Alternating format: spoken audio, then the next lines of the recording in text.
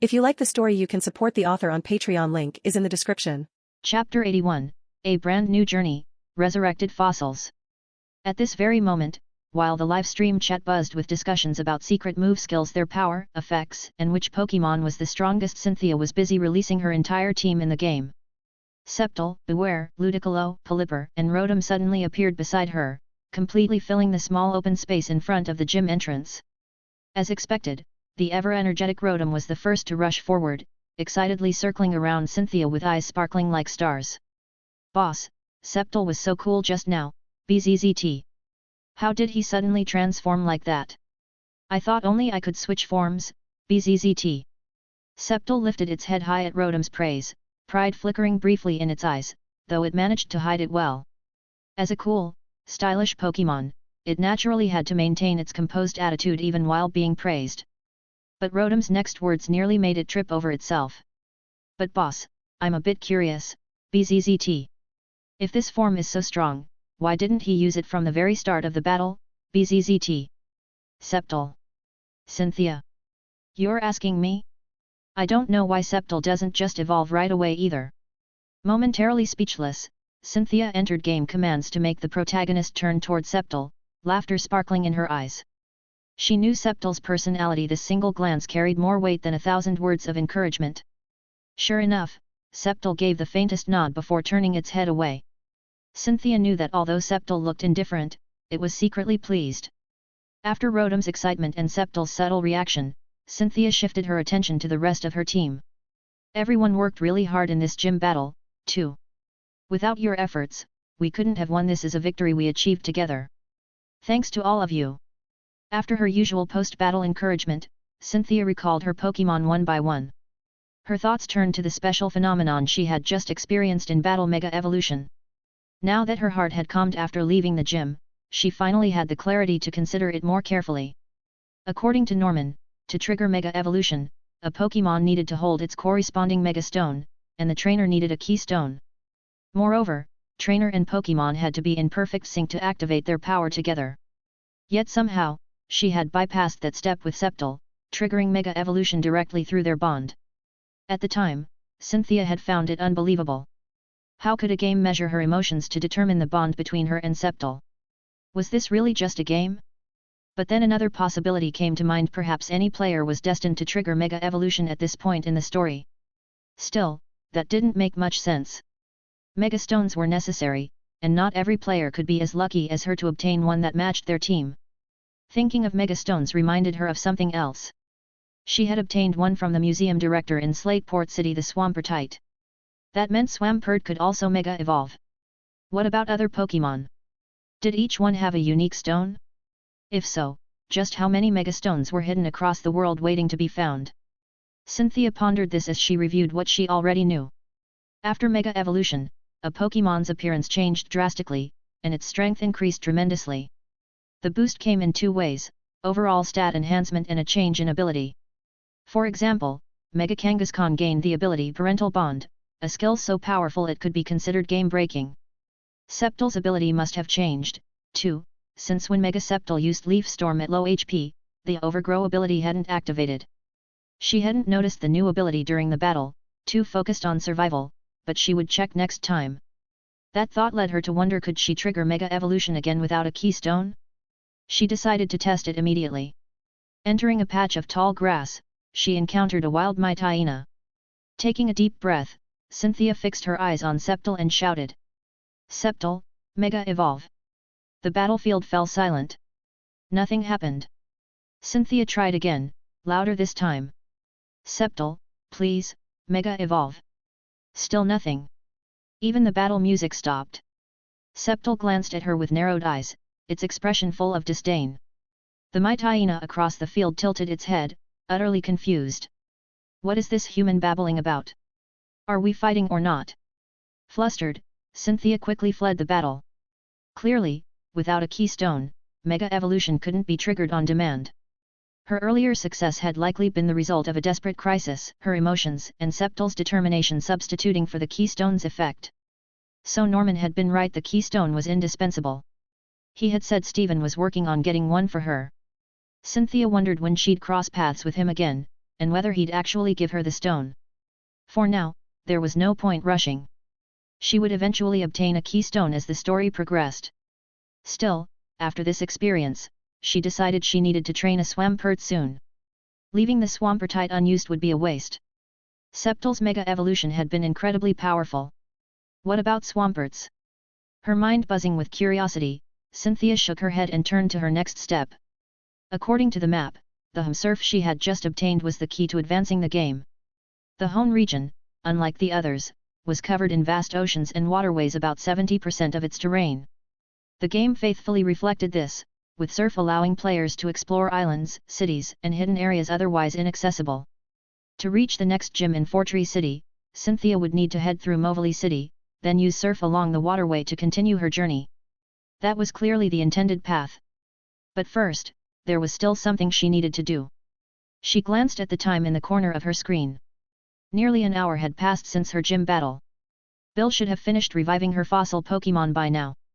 Her heart filled with anticipation. Though it was just a game, she was about to become the first trainer in history to capture a fossil Pokémon. She wondered what kind of traits it would have. Determined, she traveled through Petalburg Woods, surfed past Rustboro City to Meteor Falls, then returned to Bill's research facility in Fall Arbor Town. But just as she reached the door, an unexpected voice rang out. "Help!" Bill burst out of the facility, his patched-up clothes now shredded further as if something had been gnawing on them. Cynthia froze in shock. Bill stumbled, then spotted her. "It's you? Perfect timing. Your fossil revived into a Pokémon, but it's gone crazy. It bites everything in sight. Help me!" Before he could finish, the facility door splintered with a loud crack. A massive jaw clamped down, chewing the door into flying wood chips as though it were paper in a shredder. From within emerged a strange blue Pokémon Cynthia had never seen. Its design was bizarre, exuding a wild, ancient energy. Its massive head resembled that of an ancient fish, while its body looked like a dinosaur. Rows upon rows of sharp teeth lined its enormous jaws, capable of tearing through anything. Its streamlined body was covered in scales of deep and light blue, with orange markings across its back resembling shell plating. Its bright yellow, slit pupils glared like those of a predator, radiating savage power and the dignity of an apex hunter. Even Cynthia was stunned. This was her fossil Pokémon? So the huge mouth on that fossil was actually its head? Before she could fully process, the creature roared, spraying deep blue mist from gill-like vents before lunging straight at her. At that instant, Sceptle's Pokeball burst open, intercepting the attack. Countless Pokeballs then flashed across the screen. An encounter battle had begun. With battle music surging, the system revealed the Pokémon's identity. Wild Dracovish, LV44, appeared. Its typing showed as water and dragon. Fitting, considering its half-fish, half-dragon appearance. Cynthia quickly commanded Sceptle to use Energy Ball. The green sphere of energy struck Dracovish hard, cutting its HP bar nearly in half. That proved it Dracovish was durable. Not a glass cannon, but a sturdy fighter. While Cynthia calculated, Dracovish suddenly lunged forward, jaws glowing with icy light. Dracovish used Ice Fang. It's super effective. Cynthia frowned. An ice-type move? Dangerous, but not its main type. Surely Sceptle could survive one hit. Then a red notification flashed. Dracovish's ability Strong Jaw activated. The Pokémon's Strong Jaw boosts the power of its biting moves. A crack resounded as the bite landed. Sceptle's HP bar plummeted instantly to 0. Chapter 82, Dracovish, I'm invincible now. At this very moment, seeing Sceptle's full HP bar instantly deleted by Dracovish in one hit, not only was Cynthia stunned, but naturally, all the viewers in the live stream were completely bewildered too. They shared the same confusion that Cynthia had just felt. Why did Sceptle, with all that HP, just disappear like that from what was admittedly a super effective move, but not even a same type attack?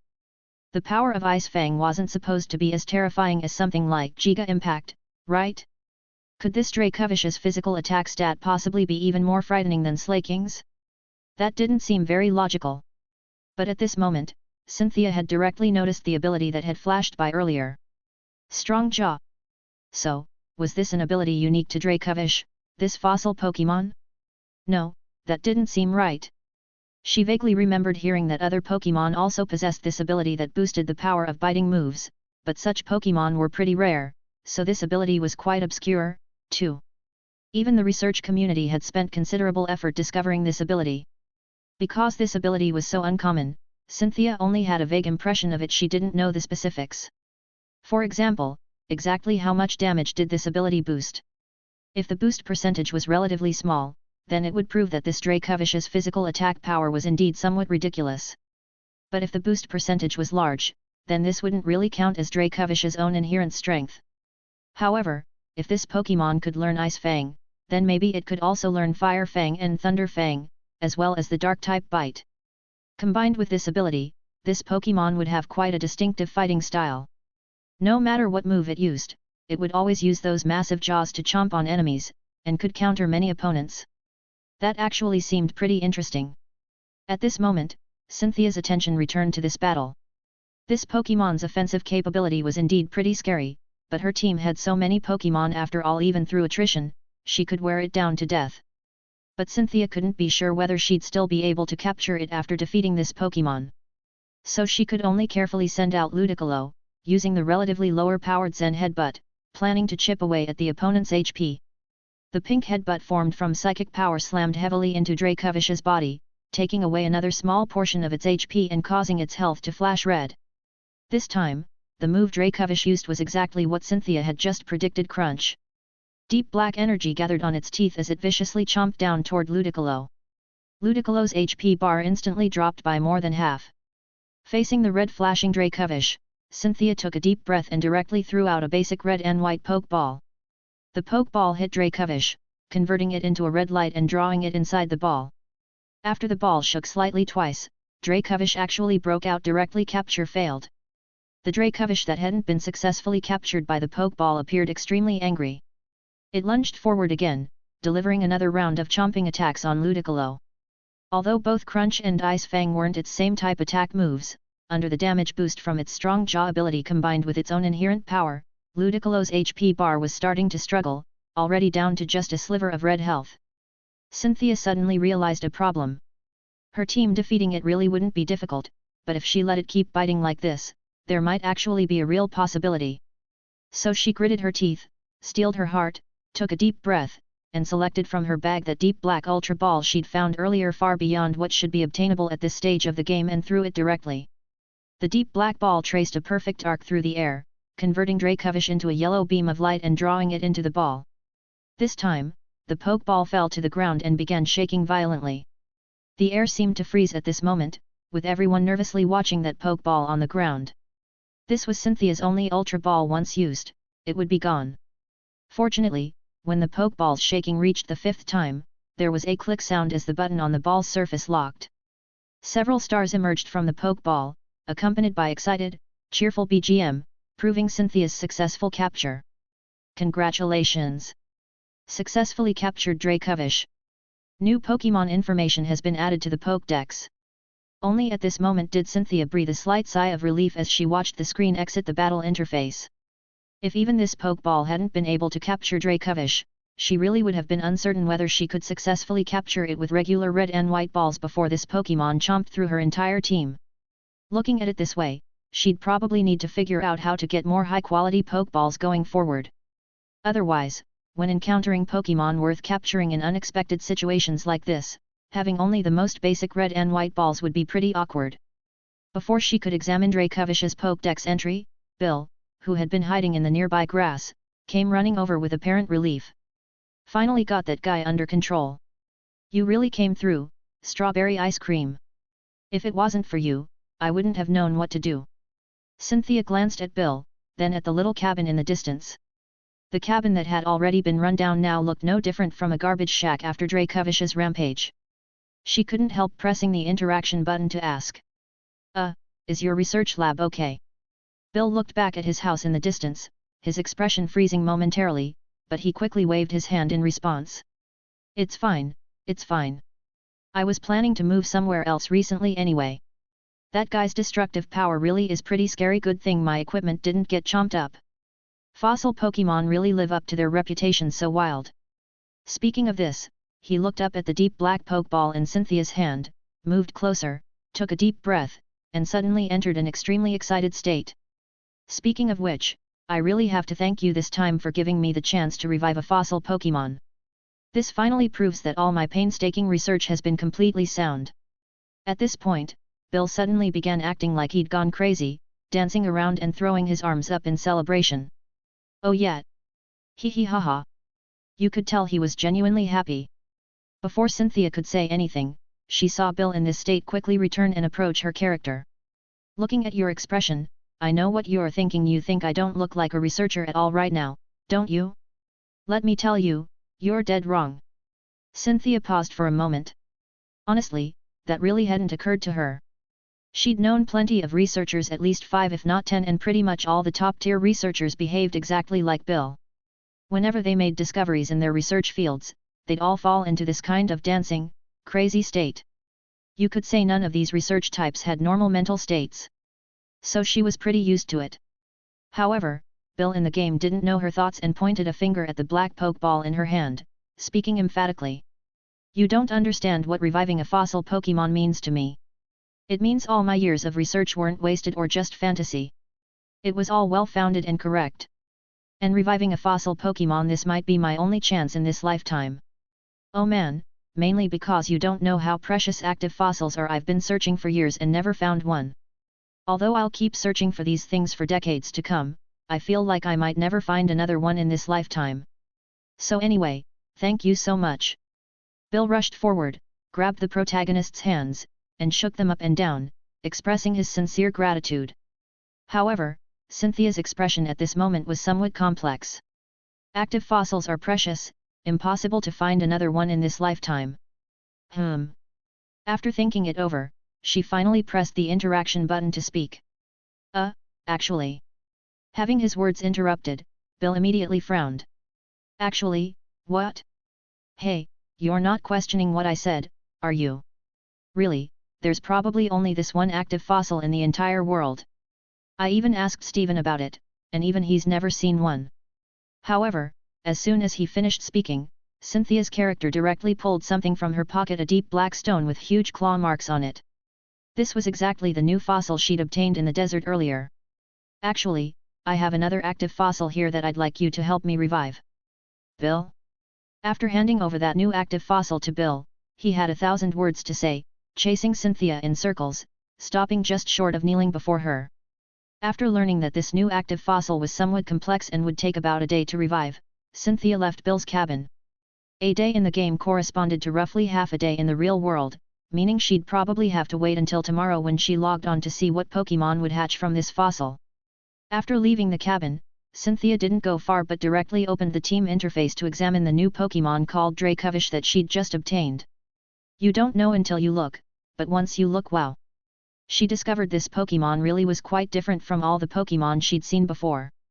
In terms of stats, this Pokémon surprisingly had no obvious weaknesses, with all its values being quite high, like a well-rounded hexagonal warrior with balanced stats. But its stat distribution was quite balanced, which in other words meant it wasn't particularly outstanding in any specific area. This Pokémon's speed wasn't as fast as Ludicolo's, its special attack and physical attack were lower than Sceptle's, though its HP was pretty decent, clearly a Pokémon that leaned toward the defensive side.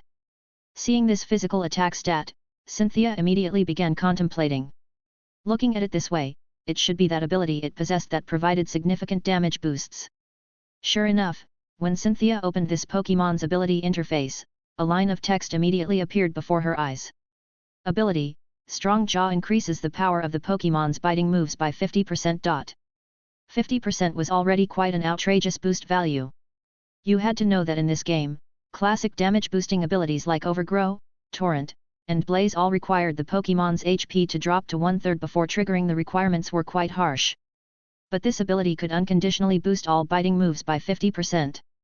As expected, these fossil Pokémon all had their own special tricks. However, the chat in the livestream didn't seem entirely satisfied with this result. This is a fossil Pokémon? Feels like something's missing. Yet, look at how ridiculous Archon's physical attack damage was before, and that Lillipup was so tanky it was nauseating. This Pokémon's stats are so balanced it's really lacking something. True, playing it safe equals mediocrity. Only this ability is kind of a highlight, but I remember lots of other Pokémon should have this ability too, right? I remember it that way too, so this Pokémon probably isn't particularly strong among fossil Pokémon. If we're talking about advantages, I guess the water/dragon typing is pretty solid. While the live stream discussed Dracovish, Cynthia opened Dracovish's move pool to take a look. If this Pokémon's core lay in its strong jaw ability, then how many biting moves it could learn became quite important. The actual situation left Cynthia somewhat disappointed. At this level, Dracovish should have learned pretty much all the moves it could. But the biting moves Cynthia saw in the move pool were quite scarce. Currently, in this Dracovish's move pool, there were only the Ice Fang and Crunch that had already appeared, plus the Dark-type Bite and Normal-type Hyper Fang. That was it. Moves like Thunder Fang and Fire Fang that Cynthia had imagined were nowhere to be found. This situation was quite regrettable, since lacking these two moves correspondingly meant losing a lot of potential coverage, really unfortunate. She could only see if Biting-type TMS would appear later in the game, that this Dracovish could learn. While Cynthia was contemplating, she suddenly noticed two unfamiliar words appearing in the bottom right corner of the move pool that she'd never seen before. Fishious Rend. She immediately paused. What kind of move was this? Hovering the mouse over the move, a string of information quickly appeared. Fishious Rend, Water-type move, base power 85. Classified as a biting move. Seeing this, Cynthia nodded slightly. This wasn't bad, since Water-type coverage was pretty broad. And this was even this Pokémon's same type attack move. Not only could it get the same type attack bonus, but also receive another boost from the ability. The damage output should be pretty decent. But then she suddenly noticed there was an additional effect listed below this move line. Cynthia initially hadn't paid much attention to it. Her experience playing this game told her that moves like this weren't uncommon.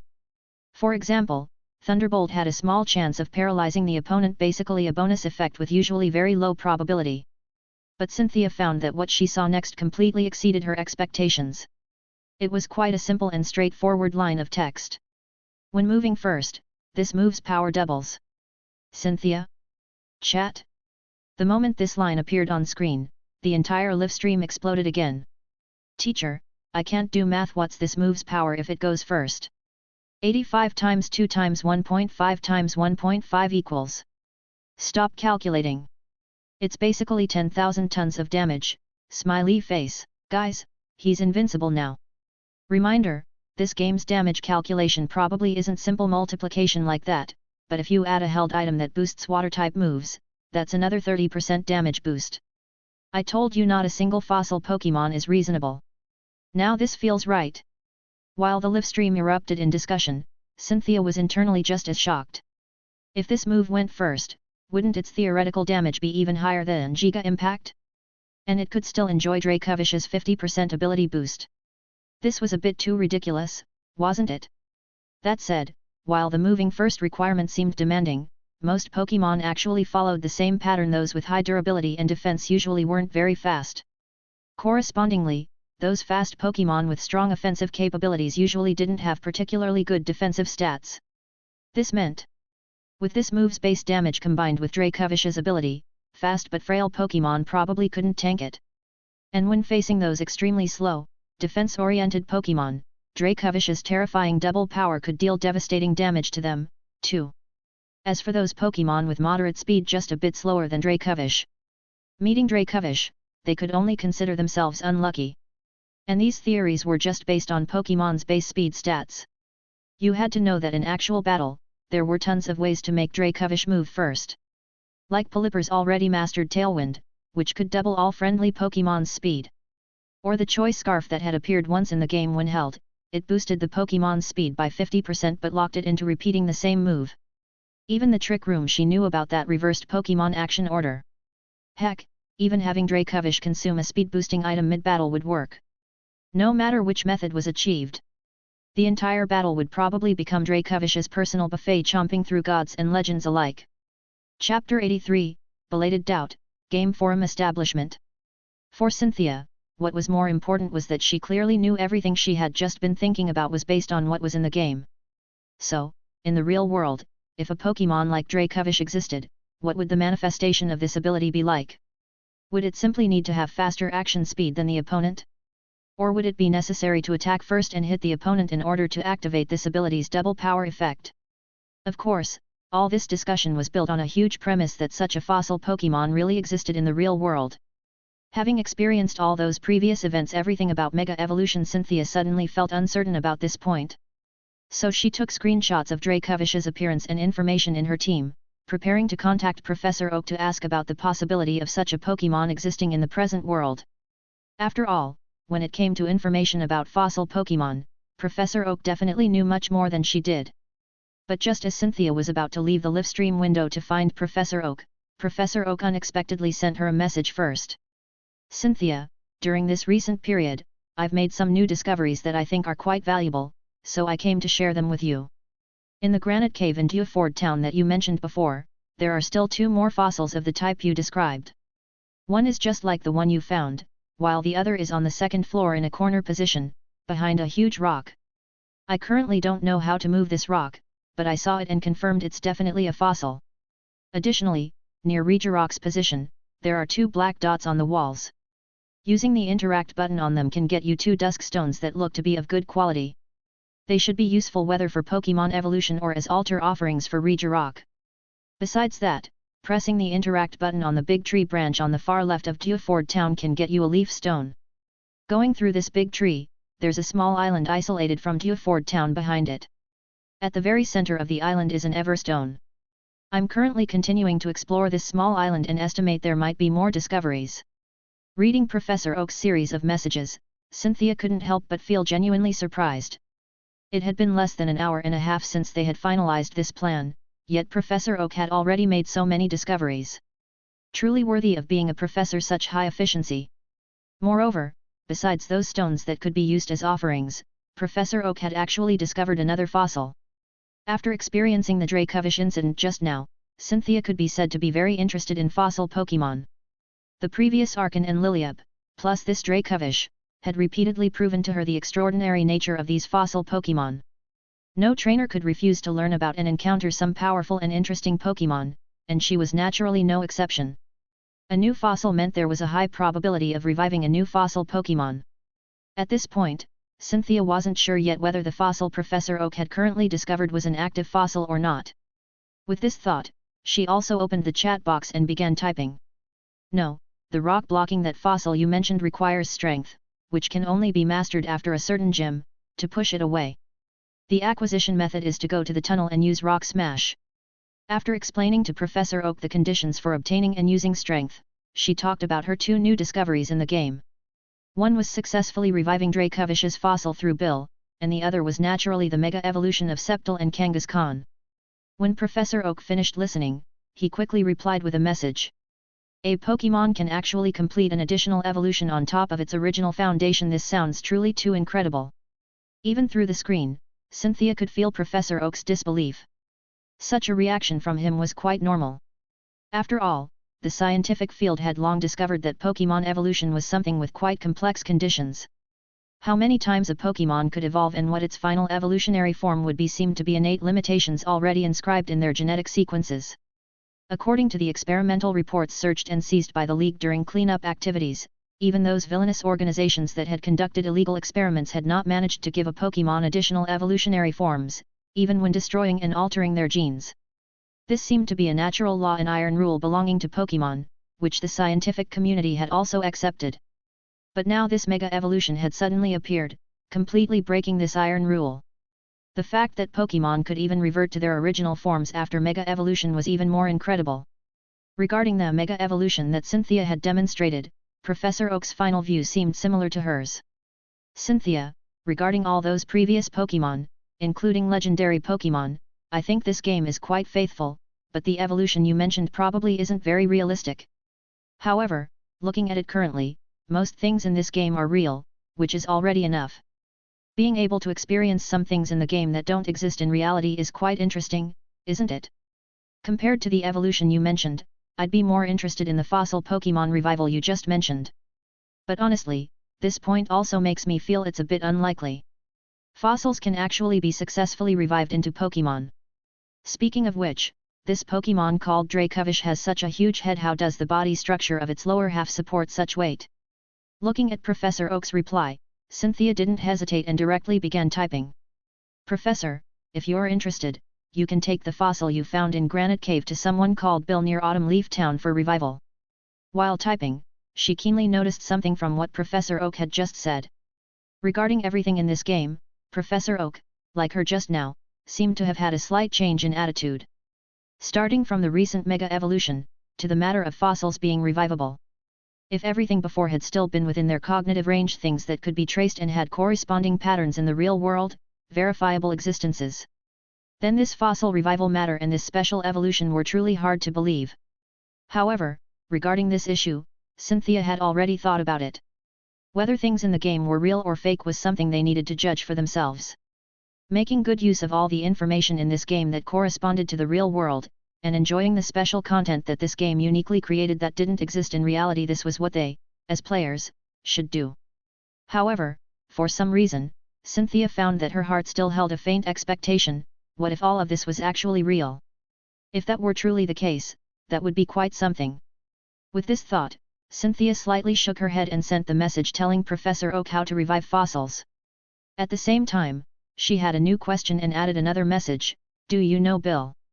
Cynthia really wanted to know whether this researcher who could develop top-tier technology like fossil revival in the game actually existed in the real world.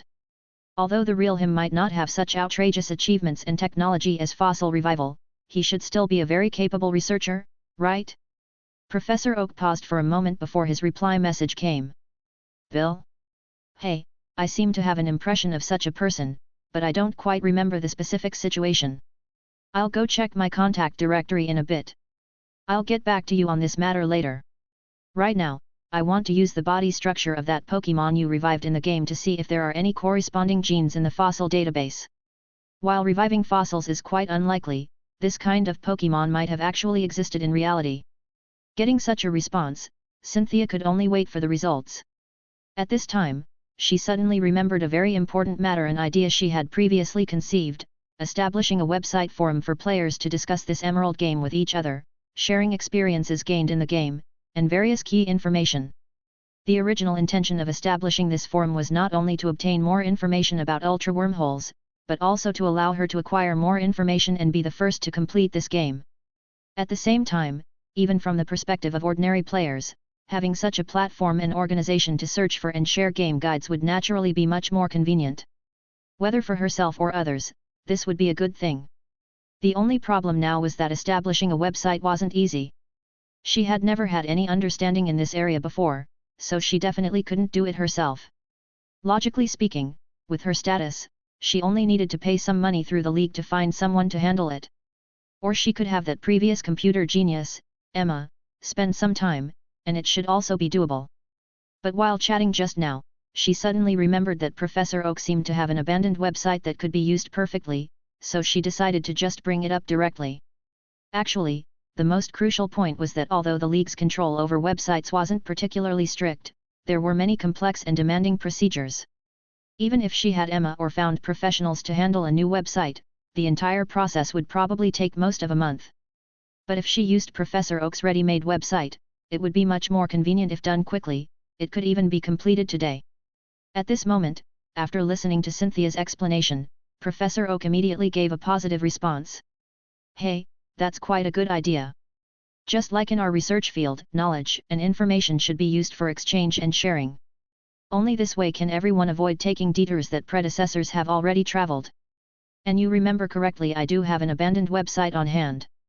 It was originally for academic research exchanges, but was shelved later due to some reasons. It's perfect for you to use now. I'll have my people handle it right now. The website forum should be established within half an hour. But what name do you plan to use? Cynthia thought for a moment and replied, let's call it Pokémon Emerald Forum, simple and obvious. Pokémon seemed to be this game's term for Pokémon. Anyone who had played this game could immediately see what this forum was for. Good name. In half an hour, my people should send you the website link. You can operate however you want with administrator privileges. But there's still one problem: how will this website be promoted? Thank you, Professor. You don't need to worry about this problem, leave it to me. Cynthia confidently gave her response. Professor Oak's question was indeed quite crucial. As a guide exchange website, a large player base was naturally the most important thing. If the entire forum only had a few people coming and going, it naturally couldn't operate. However, this problem was obviously not troublesome for Cynthia. After all, her live stream currently had hundreds of thousands of people watching. And among these people, quite a few had bought Pokémon Emerald because of her live stream. It's just that due to this game's difficulty, more people preferred watching her live stream rather than playing themselves, though there were also some who had the game running while watching her live stream. Alright, then I'll continue looking for stones. Remember to notify me if there's any new information. After Professor Oak finished speaking, his avatar dimmed.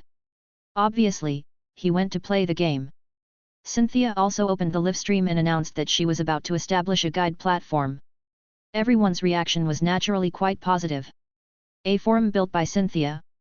I'm in. Live stream promotion squad mobilizing.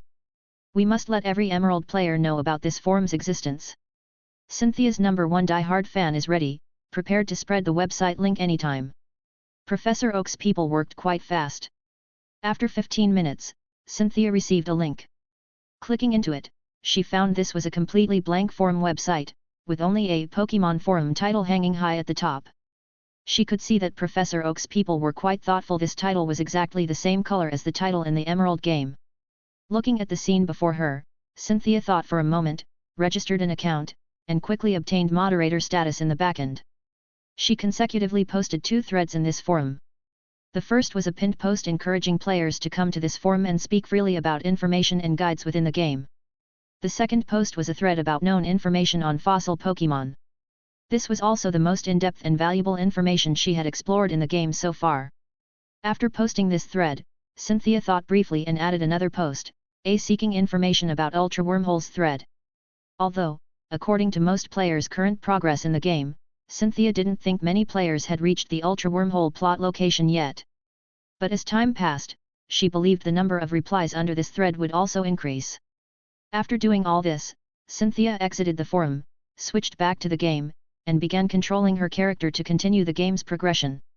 Her next target was Verdanturf town to the right of Movili City. But before that, Cynthia wanted to do one more thing: go to the Fiery Path cave on the left side of the cable car that she'd visited before, use strength to push away that rock, and explore what lay beyond. The previous experience at the old chateau had taught her something: those obstacles that required moves to push away often hid special plots, Pokémon, or even reward items behind them. From a long-term game completion perspective, they couldn't be missed. What Cynthia didn't know was that just as she embarked on her journey, in the distant live stream, Ayano had already completed her challenge of the Fire-type gym. This gym battle could be said to be the most satisfying and smooth one in her entire gaming career. After electric terrain was activated, Ayano had her Pokémon take turns using Thunderbolt, successfully steamrolling through. Don't ask, it's the power of stats. Ayano finally managed to hold her head high for once, but logically, she should have been very happy. However, after the gym battle, she didn't show much joy. Because even at this moment, that yellow figure she had just seen emerging from the Ultra Wormhole still floated in her mind. That robust body, yellow fur, and lightning-like speed lingered in her mind for a long time, almost like a Pokémon she was destined to meet, one that could only be seen in dreams. As a trainer specializing in electric types, she had once set a goal for herself in her heart. That was to witness the strongest and most charismatic electric-type Pokémon in this world. And that figure just now seemed to finally allow her to complete this goal.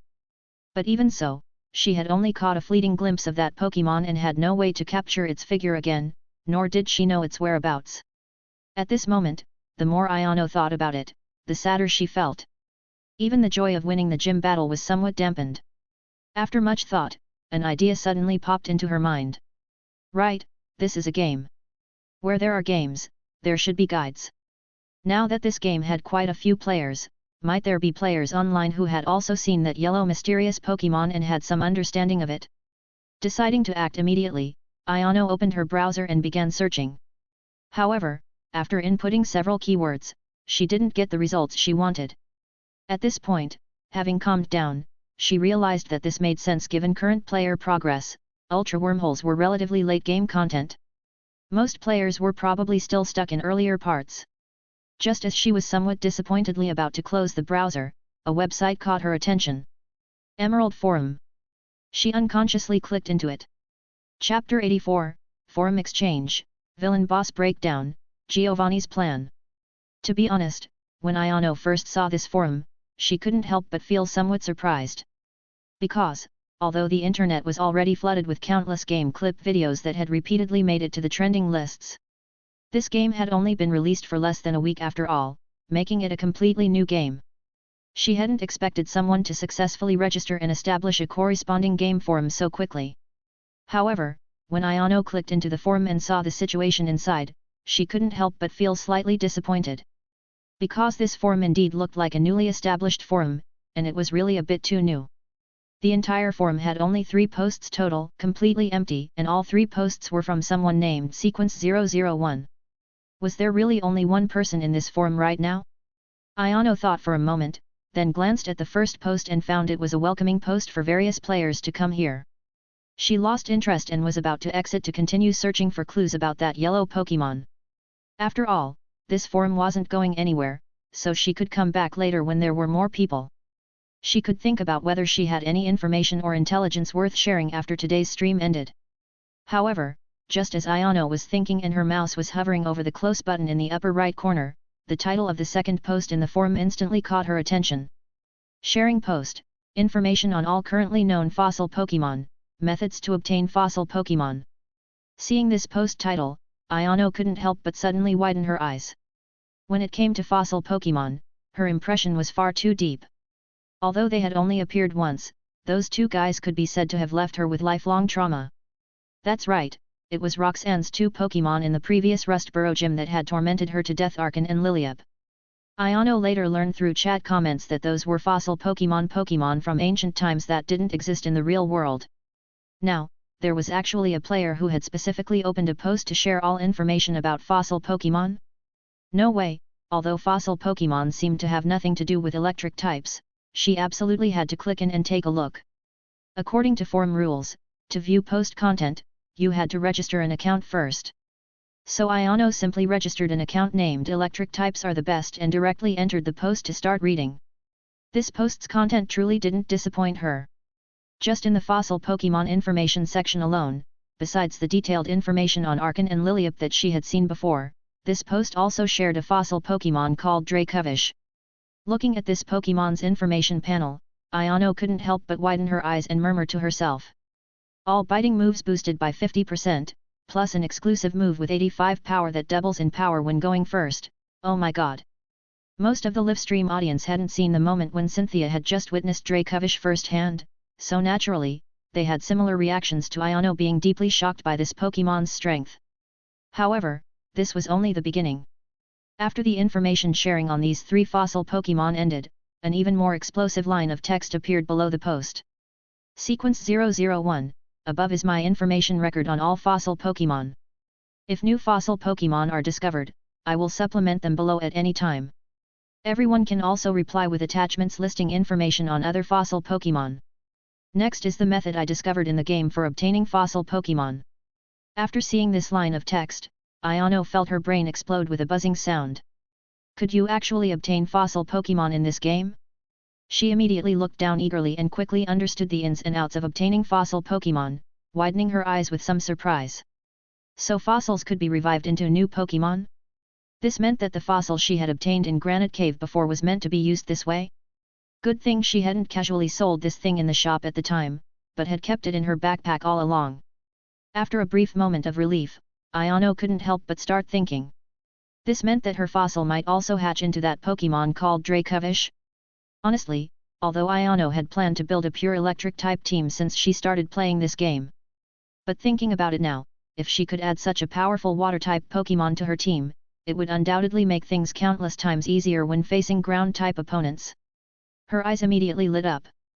After checking the information in this post, she immediately replied with a little red flower and a thank you emoji below, then switched out. When returning to the forum main interface, she suddenly realized the other person had actually posted a third thread. However, compared to the previous post, this thread wasn't sharing guides but seemed to be asking for help.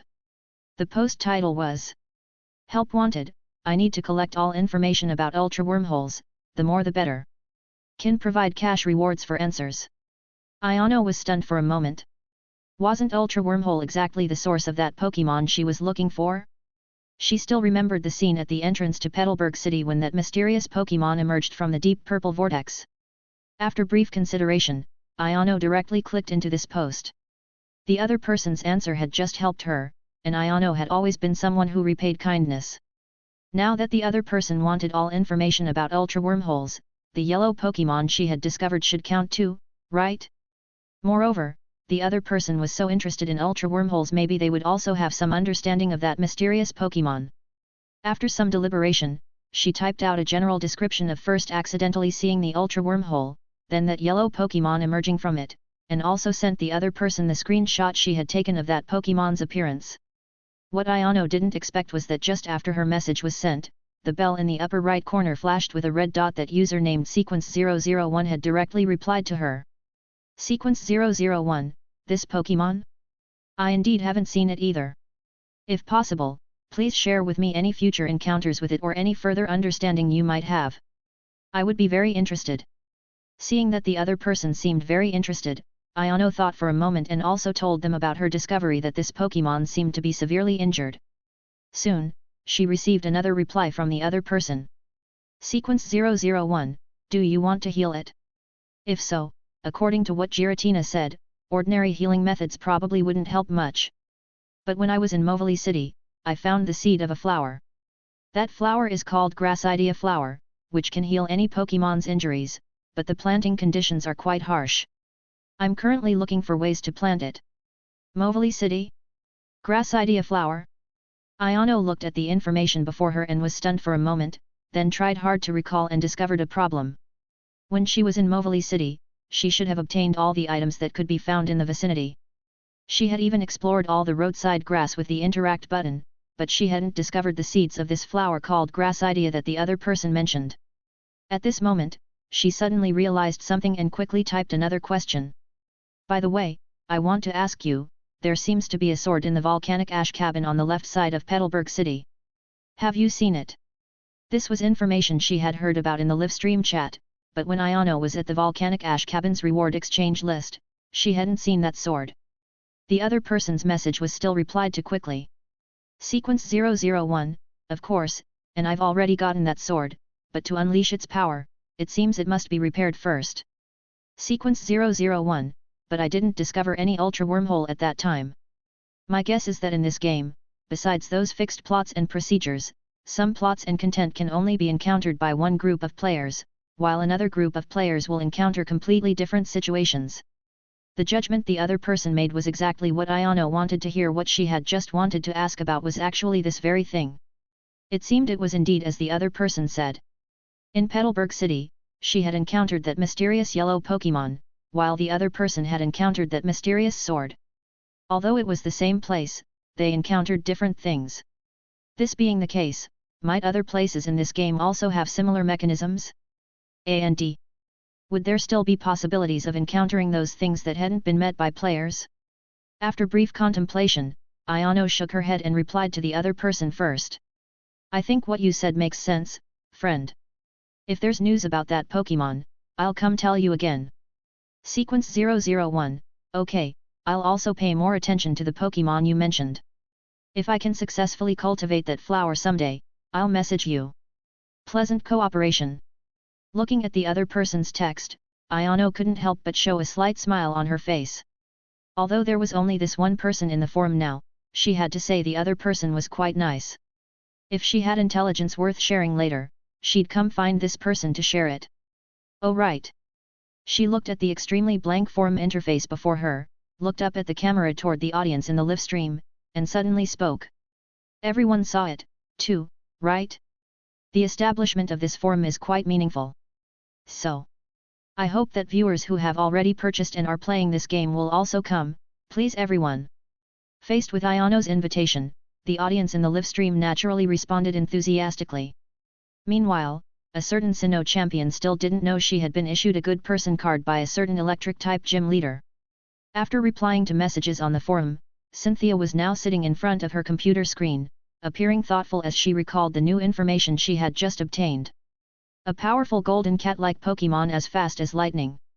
Could this be what's called an Ultra Beast from within the Ultra Wormhole? But according to that person's description, weren't Ultra Beasts supposed to be very dangerous, aggressive existences? But according to that person's description just now, why didn't this guy choose to attack, but instead directly leave? Could there be other normal Pokémon existing within that Ultra wormhole? Cynthia couldn't help but frown slightly, but soon relaxed again. Regardless, it was obvious that establishing the forum was an extremely correct decision. She had obtained new information about Ultra wormholes so quickly. Even if the information wasn't much and she couldn't judge anything now, it was still better than being completely clueless and knowing nothing.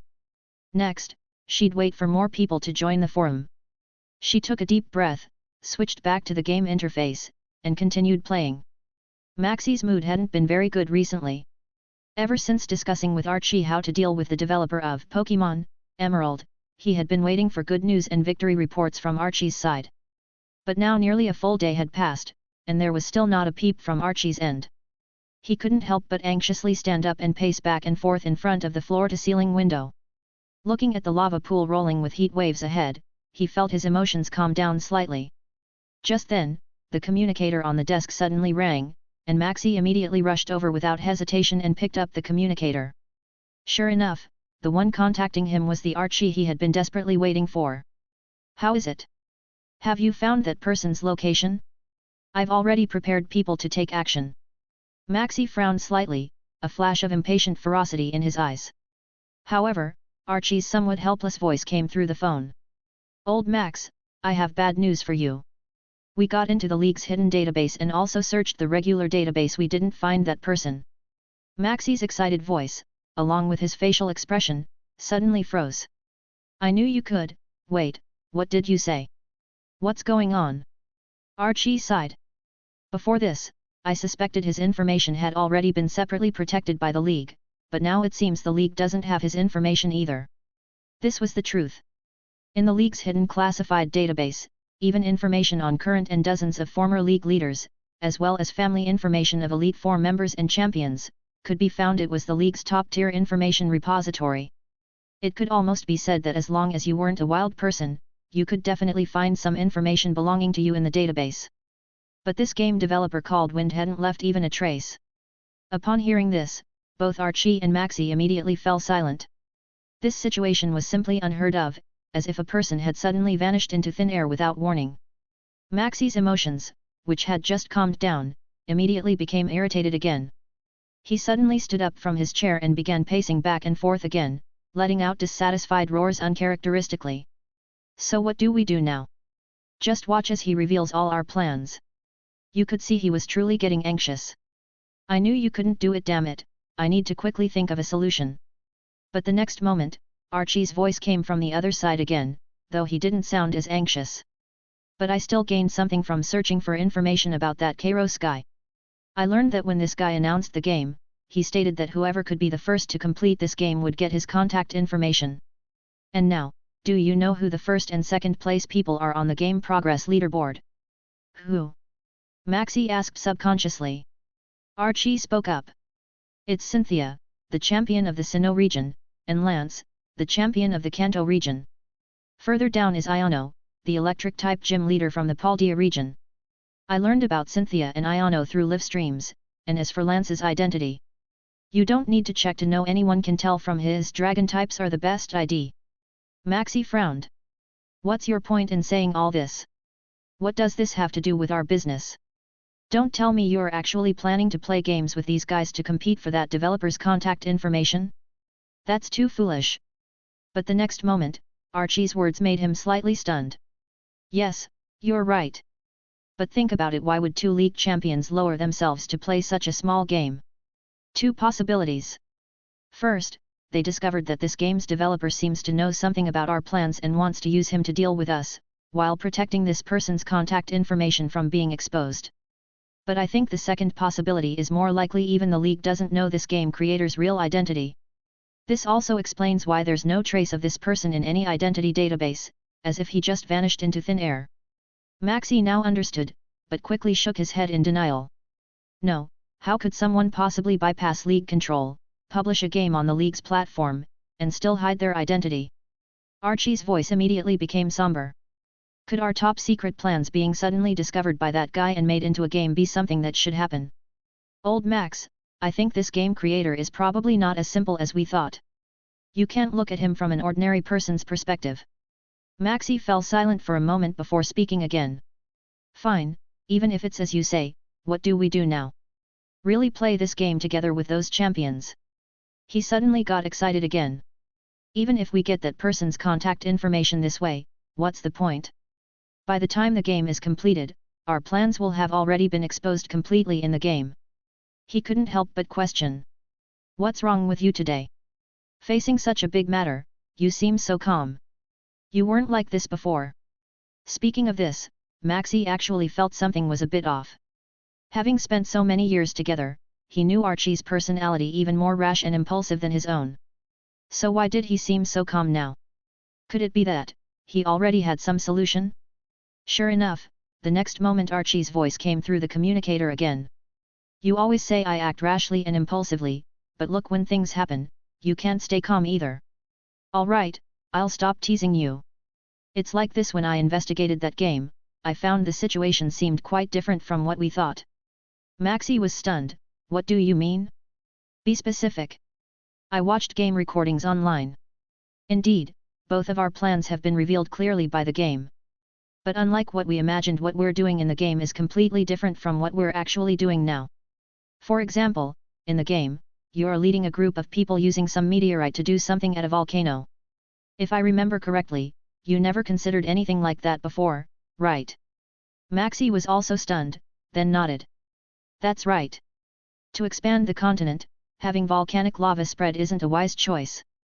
After all, the area volcanoes can cover is too small. Unless there's power to make all the world's volcanoes erupt simultaneously, it would be impossible to achieve my expectations and wishes.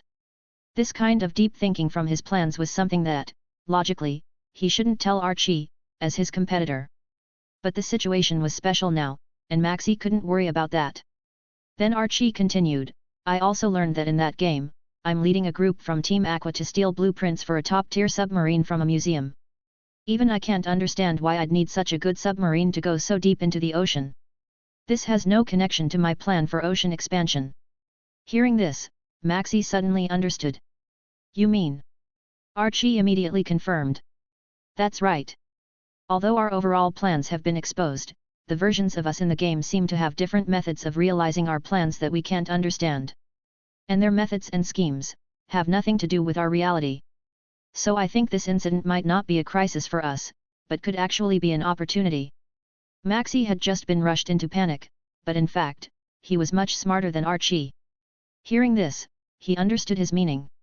So you're saying we can first see what our game selves are going to do and borrow from their actions? Archie gave another affirmative response. Exactly. You know that with the requirements of our plans, ordinary methods simply can't achieve them. For so many years, we've been desperately searching for ways to scheme our plans. But such goals are ultimately distant. Now this game might bring us new inspiration. If so, why would we miss such a reason? This time, after hearing what Archie said, Maxi was silent for a moment before nodding deeply. Indeed, what he said wasn't wrong, but now there was a new problem. He frowned and asked, why are you telling me this? You could have gone to explore ways to implement plans in that game yourself and gotten ahead of me. You know, they were in opposition to each other, their plans had always been in conflict.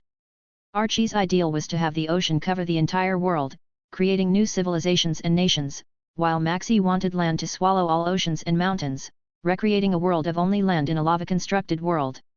The two concepts could be said to be incompatible, like fire and water. But Archie, on the other end of the phone, laughed. You're usually so smart, but now you don't understand such a simple principle. Although our ideologies don't match, our opponent is the same, the League. If we can both get better ways to realize our plans from this game, then let's first solve the League together. As for who can ultimately achieve their goals, we'll each rely on our own abilities. Hearing this, Maxi also smiled slightly. All right, that thinking suits me perfectly. But speaking of which, where can this game be played? Meanwhile, in the Kanto region. On a stretch of ocean to the southwest, at this moment, the weather was fine with clear skies and calm seas.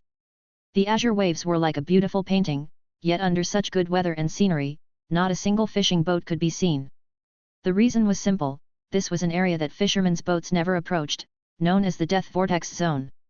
On the seemingly calm surface, a massive bottomless whirlpool could appear at any time, dragging all passing ships to the ocean floor. And the sky full of bright sunshine could change at will, potentially producing violent storms at any moment. So almost no one would come to such a dangerous place. All cruise ships and vessels would go around it. But on this stretch of ocean, there was an inconspicuous small island. Deep in the island's jungle, in a room of a certain building, a man sat on a leather sofa, looking down at a document on the table, seemingly pondering something. He emanated an aura unique to the strong, with an invisible sense of oppression, his features square and cold. If Kairos were here, he could immediately recognize this person's identity. He was the founder of Team Rocket, the most charismatic of all villains. Team Rocket's leader, Giovanni. At this moment, someone suddenly knocked on Giovanni's door. He put the document in his hand into a drawer and lightly tapped on the table with his finger. "Come in." The door was then pushed open, and a tall, handsome man in a Team Rocket uniform walked in. This person was one of Team Rocket's 4 executives, Apollo, who held top-level authority and power within all of Team Rocket. However, seeing Giovanni at this moment, his attitude was quite respectful and fearful. He quickly came to Giovanni's desk and knelt on one knee, burying his head low. "Lord Giovanni, I have an important matter to report." Giovanni didn't look up, reaching out to gesture to the side. A Persian immediately leaped onto the table, bringing its head close to his hand for him to stroke its fur. This Persian's fur was golden and smooth, obviously well-bred and fed. Giovanni's deep voice also resonated in the room. "You want to talk about the secret base in the Kanto region being discovered and destroyed by the League, right?" Upon hearing this, Apollo immediately buried his head even lower, as if he didn't even have the courage to look Giovanni in the eye. "I'm sorry, Lord. It's because we subordinates failed in our duties. Please punish us as you see fit." But Giovanni ignored Apollo's words, stopped stroking Persian's fur, and looked up at him. "I need you to give me a reason and cause for why the secret base was discovered." Hearing this, Apollo immediately breathed a sigh of relief. "Lord, according to my investigation, the secret base's information shouldn't have been leaked. Routine maintenance and surveillance found no signs that the League had any intention of sudden attack. It was as if the League acted on a whim. But I think this shouldn't be possible, because Lance was among the first to strike at that time. Otherwise, with our base's military strength at the time, we should have been able to hold out longer and successfully transfer the experimental data and equipment from the base. So I believe the most likely possibility is that we have a traitor among us." Speaking of this, Apollo lowered his head again and said nothing, waiting for Giovanni's response. Giovanni stood up from his seat and walked step by step to the nearby window. "How's the situation with our undercover agents planted in the League?" Hearing this, Apollo couldn't help but shudder and quickly answered, "Lord, they're all in normal condition, but before the secret base was attacked, none of them sent back corresponding information. According to them, this operation, the League seemed to launch it suddenly without any warning. They hadn't even conducted any investigation of that game center beforehand. That's why I suspect someone leaked information." Hearing this, Giovanni didn't speak immediately but remained silent in oppression for a long time before speaking again, his voice ice cold. "I'm giving you 1 week to find the piece hidden among us. You can use whatever methods you want. The people below will cooperate with you. I don't want to hear about similar situations happening again." Apollo nodded repeatedly upon hearing this. "Yes, Lord. I will fulfill my mission and complete the task you've given me. By the way, Lord, what about our other bases in the Kanto region? Should we transfer them?" Giovanni shook his head upon hearing this. "No need. Shut them all down and destroy the traces. The purpose of establishing those bases was only for that ultimate goal. And now, that goal is about to be achieved. Everything must make way for this matter." "You mean, that plan?" Apollo paused first, then suddenly realized and showed a wild joy on his face. However, Giovanni didn't answer directly but stared at the window in front of him. Through that one-way glass, he could clearly see a huge cultivation tank situated in a nearby laboratory, with countless researchers in white coats surrounding it. Looking at the white figure in that cultivation tank, he spoke softly and murmured, "That day won't be far away." Chapter 85, Like Hell That's Normal. Kanto Region, Cerulean City. In a luxurious villa, Kairos stood up from his computer desk and stretched with a long yawn. Ever since realizing Cynthia's game progress was way faster than expected, he'd been glued to his computer, frantically producing follow-up content. After an all-nighter, he had made solid progress. He had finished the entire Petalburg Woods map, including the Weather Institute and Flying-type gym. On top of that, he had completed the land and sea modeling around Dewford Town, plus all the swimmer and sailor battles. As he worked, Kairos couldn't help but feel a little emotional. For a pixel game, Emerald was downright massive. With so much content, it was hard to believe this was a game released back in the 2000s. His version was basically standing on the shoulders of giants. Okay, this should be enough, right? He exhaled in relief. This much content should keep players busy for quite a while. Kairos sat back down, opened the game interface, and checked player progress. What he saw left him completely stunned. Cynthia had already cleared Norman's gym and obtained surf. His eyes widened. Seriously, Cynthia? Even Norman's gym couldn't stop you? He was dumbfounded. If Roxanne's gym was a newbie killer, then Norman's gym was easily the hardest among the remaining ones.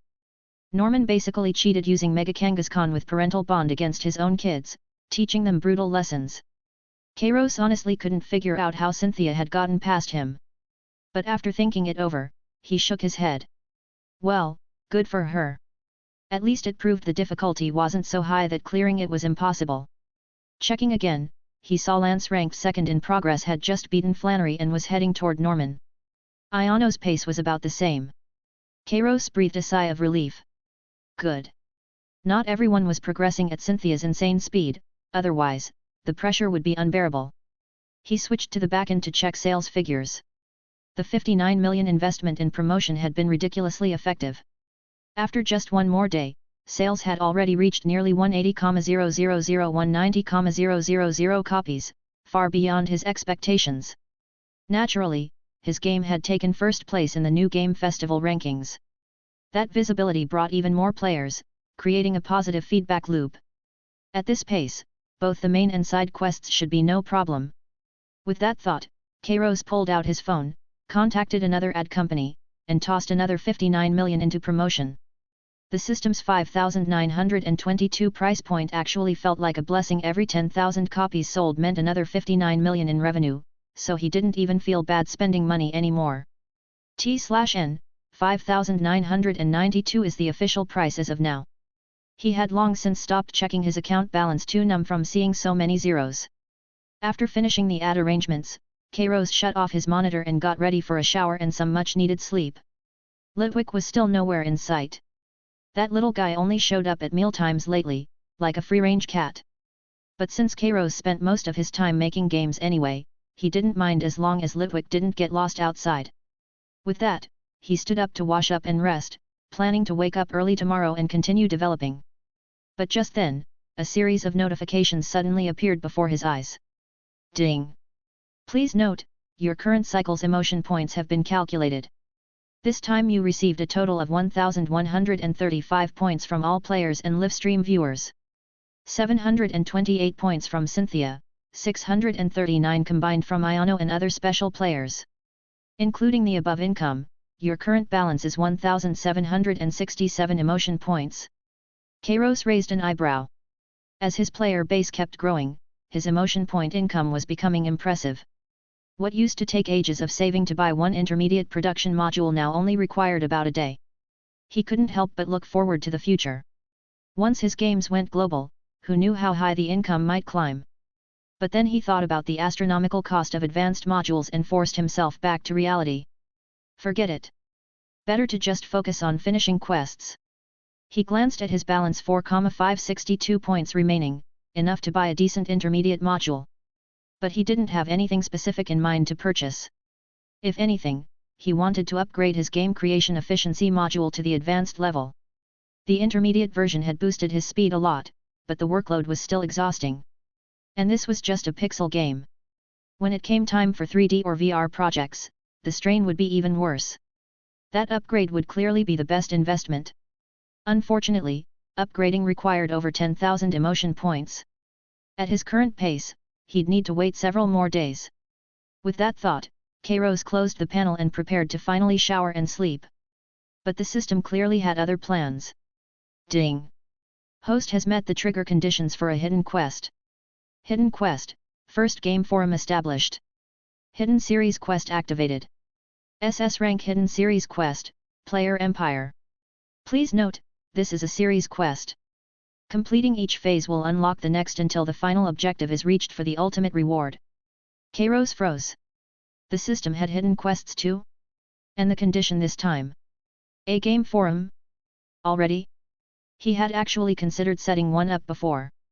But the procedures in this world were complicated. Starting a forum from scratch would have taken half a month. So he hadn't rushed it. Apparently someone else had beaten him to it. His focus returned to the quest itself. All his previous quests were S rank, this was his first SS rank. So the rewards should be huge, right? He quickly scanned the details. Final objective, player created derivative content for all your Pokémon games reaches 1 million heat value online. Heat value is system calculated. Each share or view adds to the total. Current value, 1,211. Current phase objective, Emerald Forum reaches 100,000 registered players.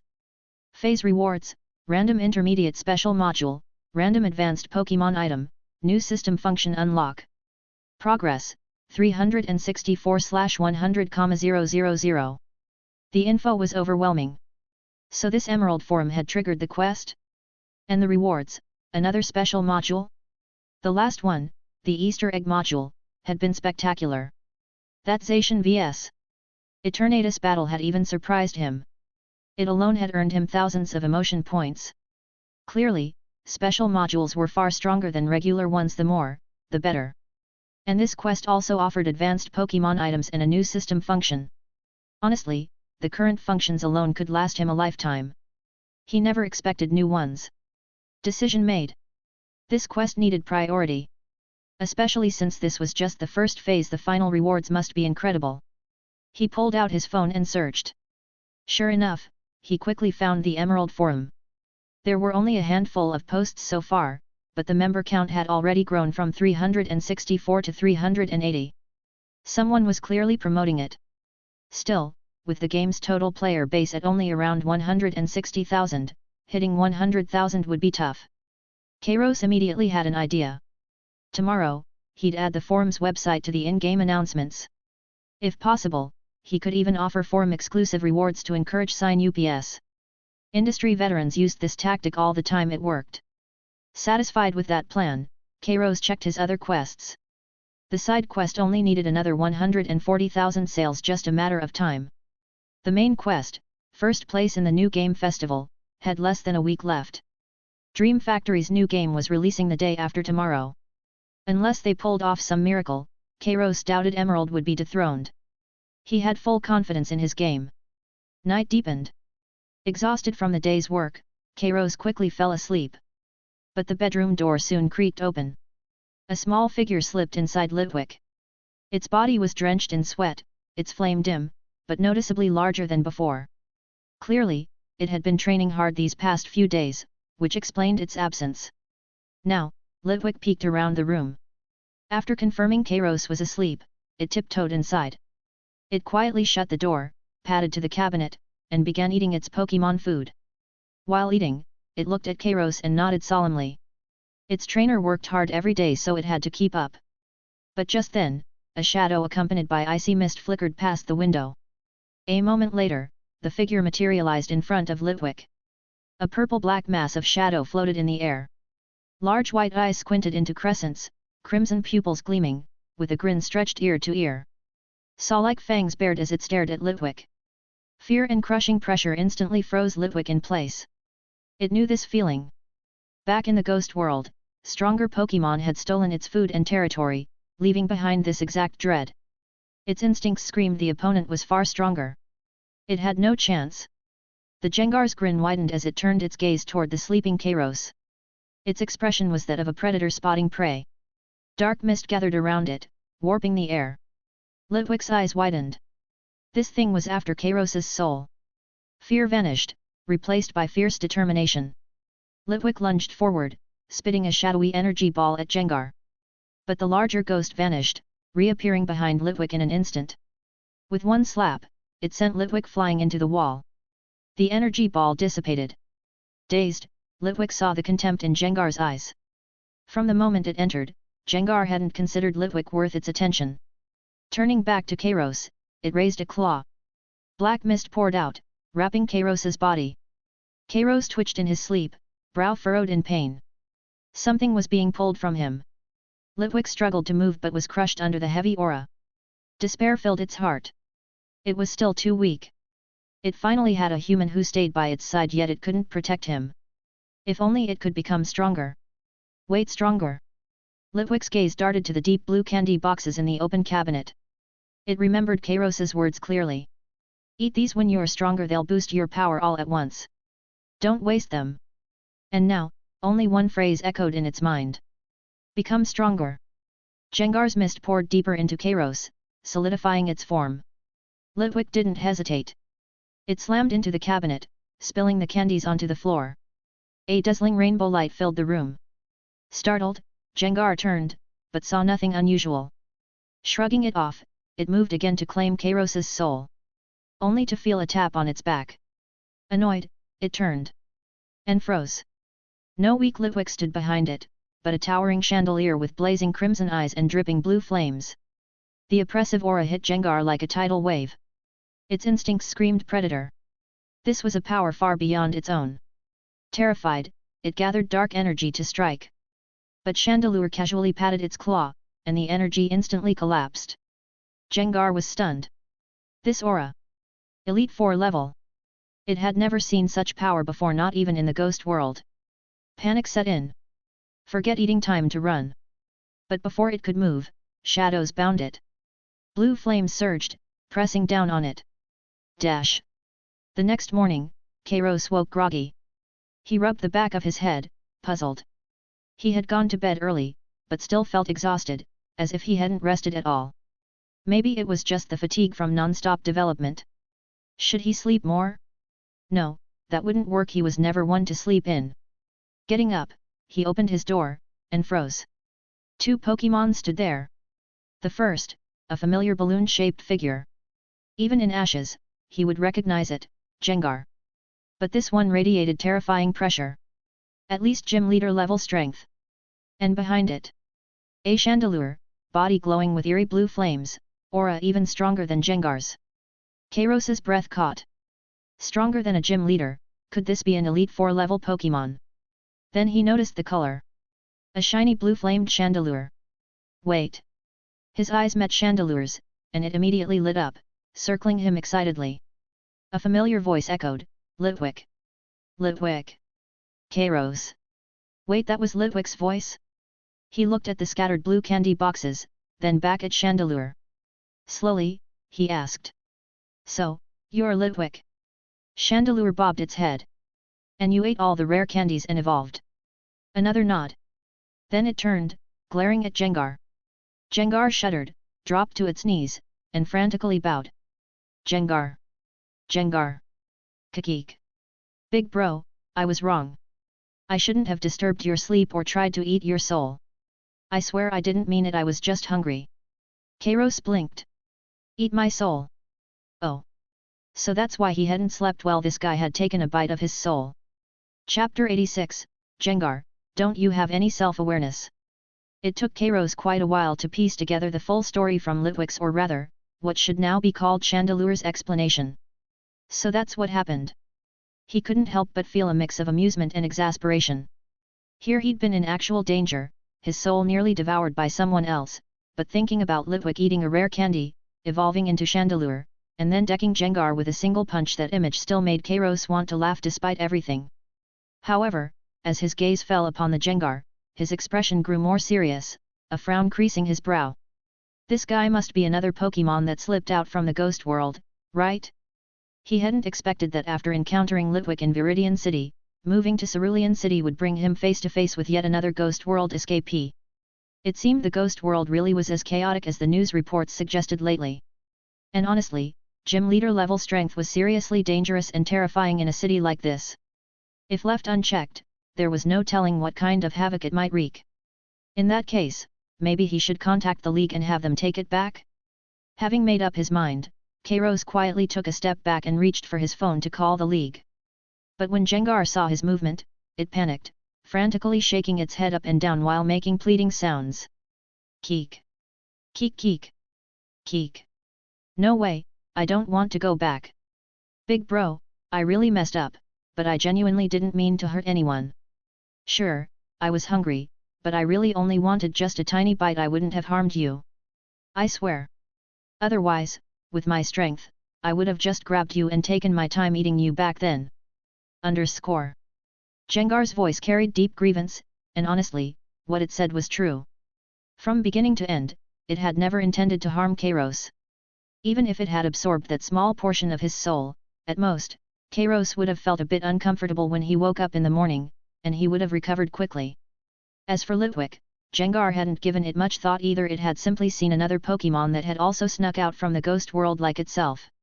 When the little guy started stealing its food right in front of it, Gengar had just gotten irritated and shooed it away. Who could have predicted things would turn out like this? Not only had it gotten beaten up by a chandelure, but now this human looked like he was going to call people to drag it away. Having lived in the ghost world for a long time, Gengar had heard stories about the outside world from other ghost-type Pokémon. They always said the outside world was wonderful in every way, except you absolutely couldn't let humans discover you. Otherwise, people would capture you and lock you up, stuffing you into some pitch-black space where nobody knew when or if you'd ever get out again. These were hard-learned lessons shared by the veteran ghost types who'd once adventured outside, and Gengar had always kept them close to heart. So before making his move on Kairos, Gengar had even observed for several days, only acting after confirming there were no other people around this human. But who the hell knew things would turn out like this? Hearing Gengar's explanation, Kairos was momentarily stunned. Right, if this Gengar really had gym leader level strength and wanted to harm him, both Litwick and himself would probably have been goners last night. But even so, the fact remained that this guy had snuck in trying to snack on his soul. If Chandelure hadn't intervened, he'd probably have spent today feeling awful. So when it came to his attitude toward this Gengar, Kairos was definitely still pretty ticked off. It's just that this guy seemed like maybe it wasn't bad enough to warrant having the League drag it away. After all, those ghost-type Pokémon taken by the League faced strict containment, and there was no guarantee they'd ever be re-released. That was pretty harsh.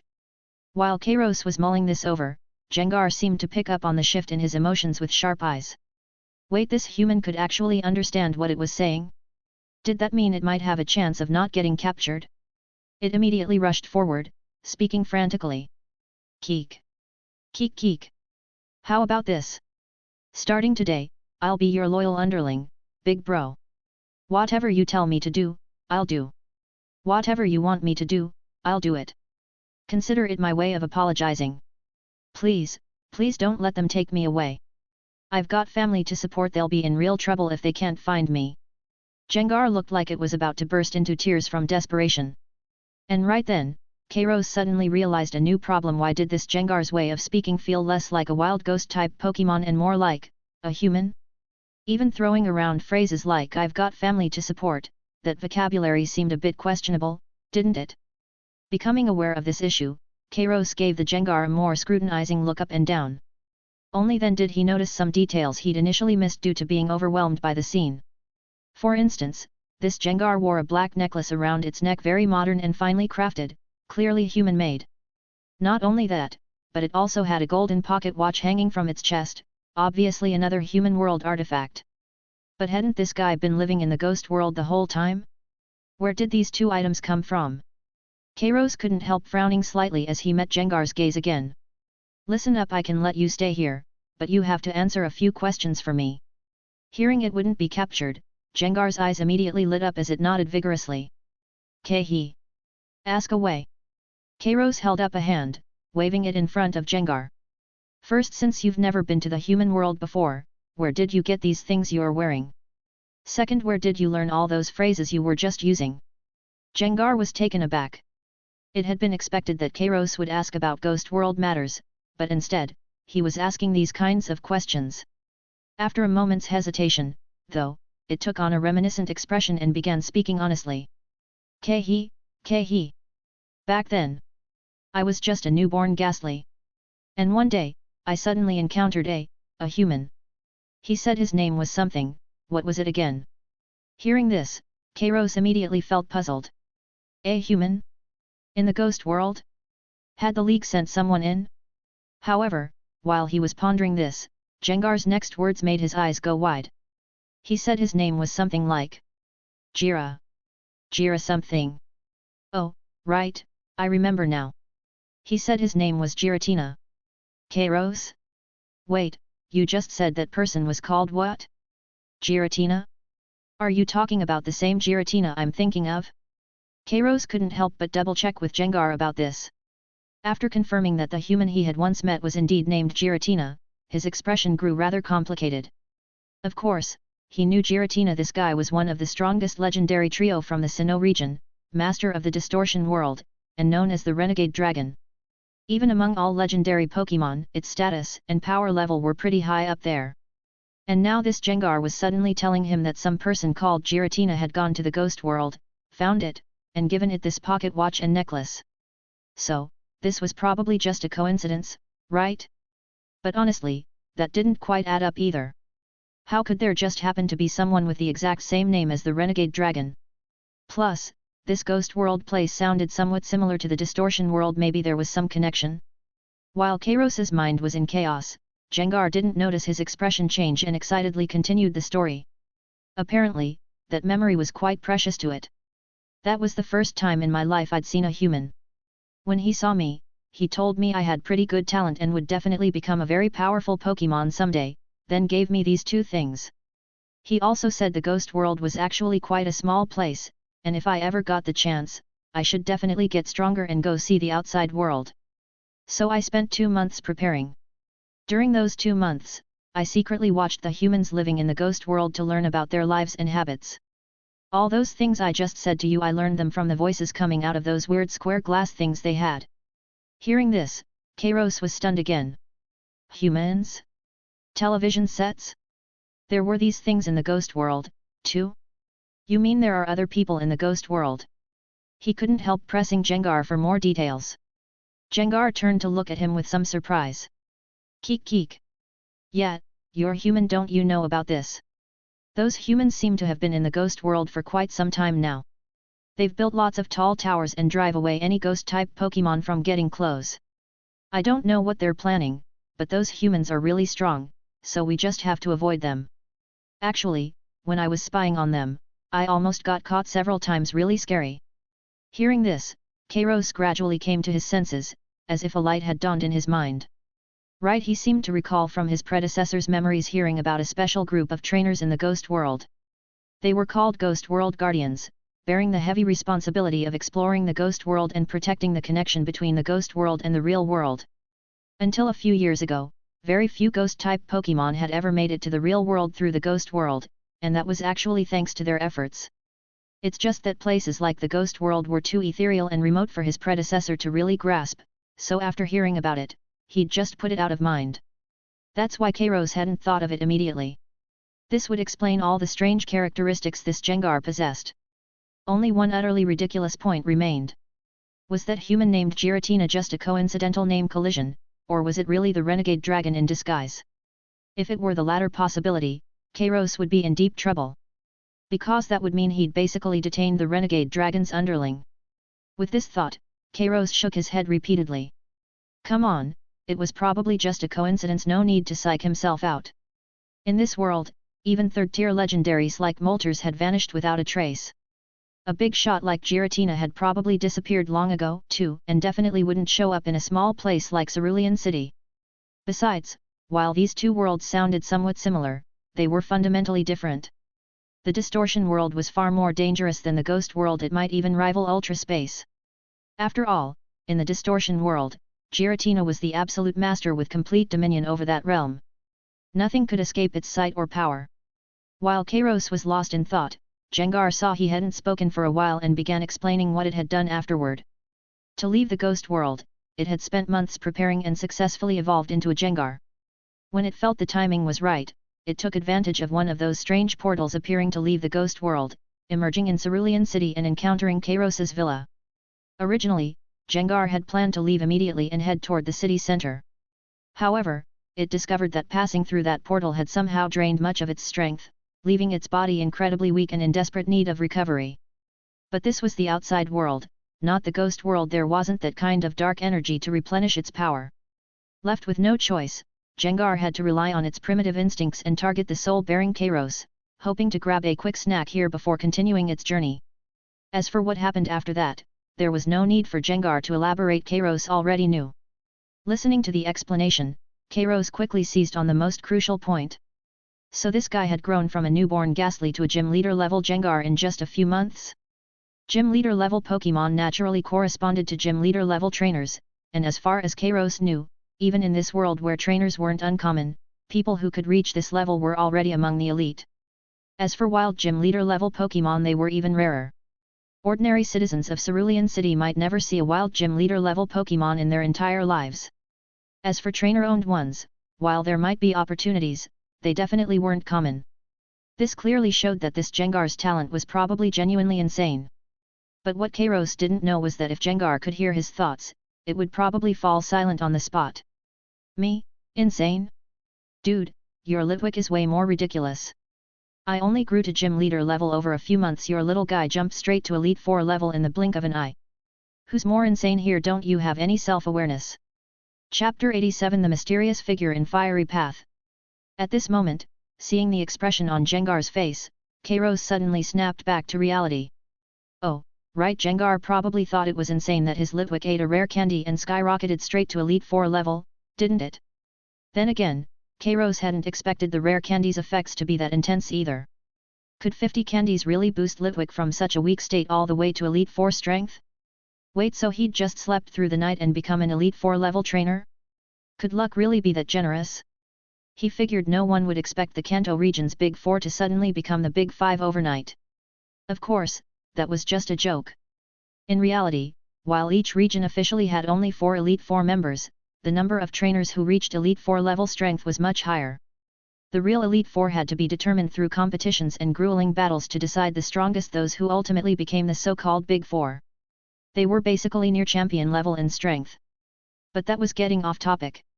Kairos's attention returned to the Gengar in front of him. Now, everything about this Gengar was clear to him.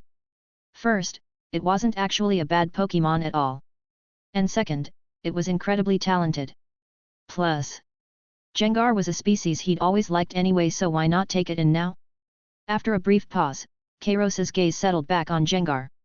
You just said, you're pretty interested in human things, right? Hearing this, Gengar eagerly nodded. Kehi. Absolutely. Why else would it go through all this trouble to get to the human world? Seeing the enthusiastic response, Kairos grinned.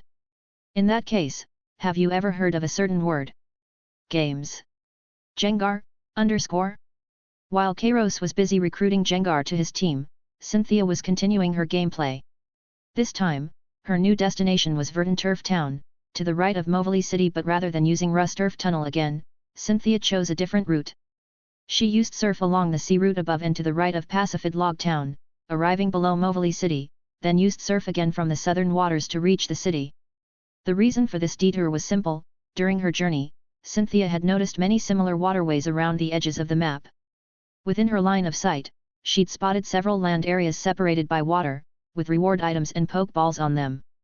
Previously, she'd wondered how to reach them, but after obtaining Surf, she immediately understood.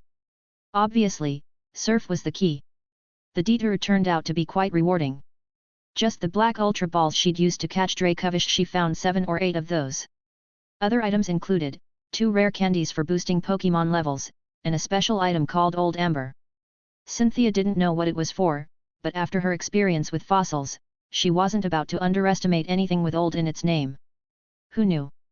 It might turn into an incredibly powerful Pokémon.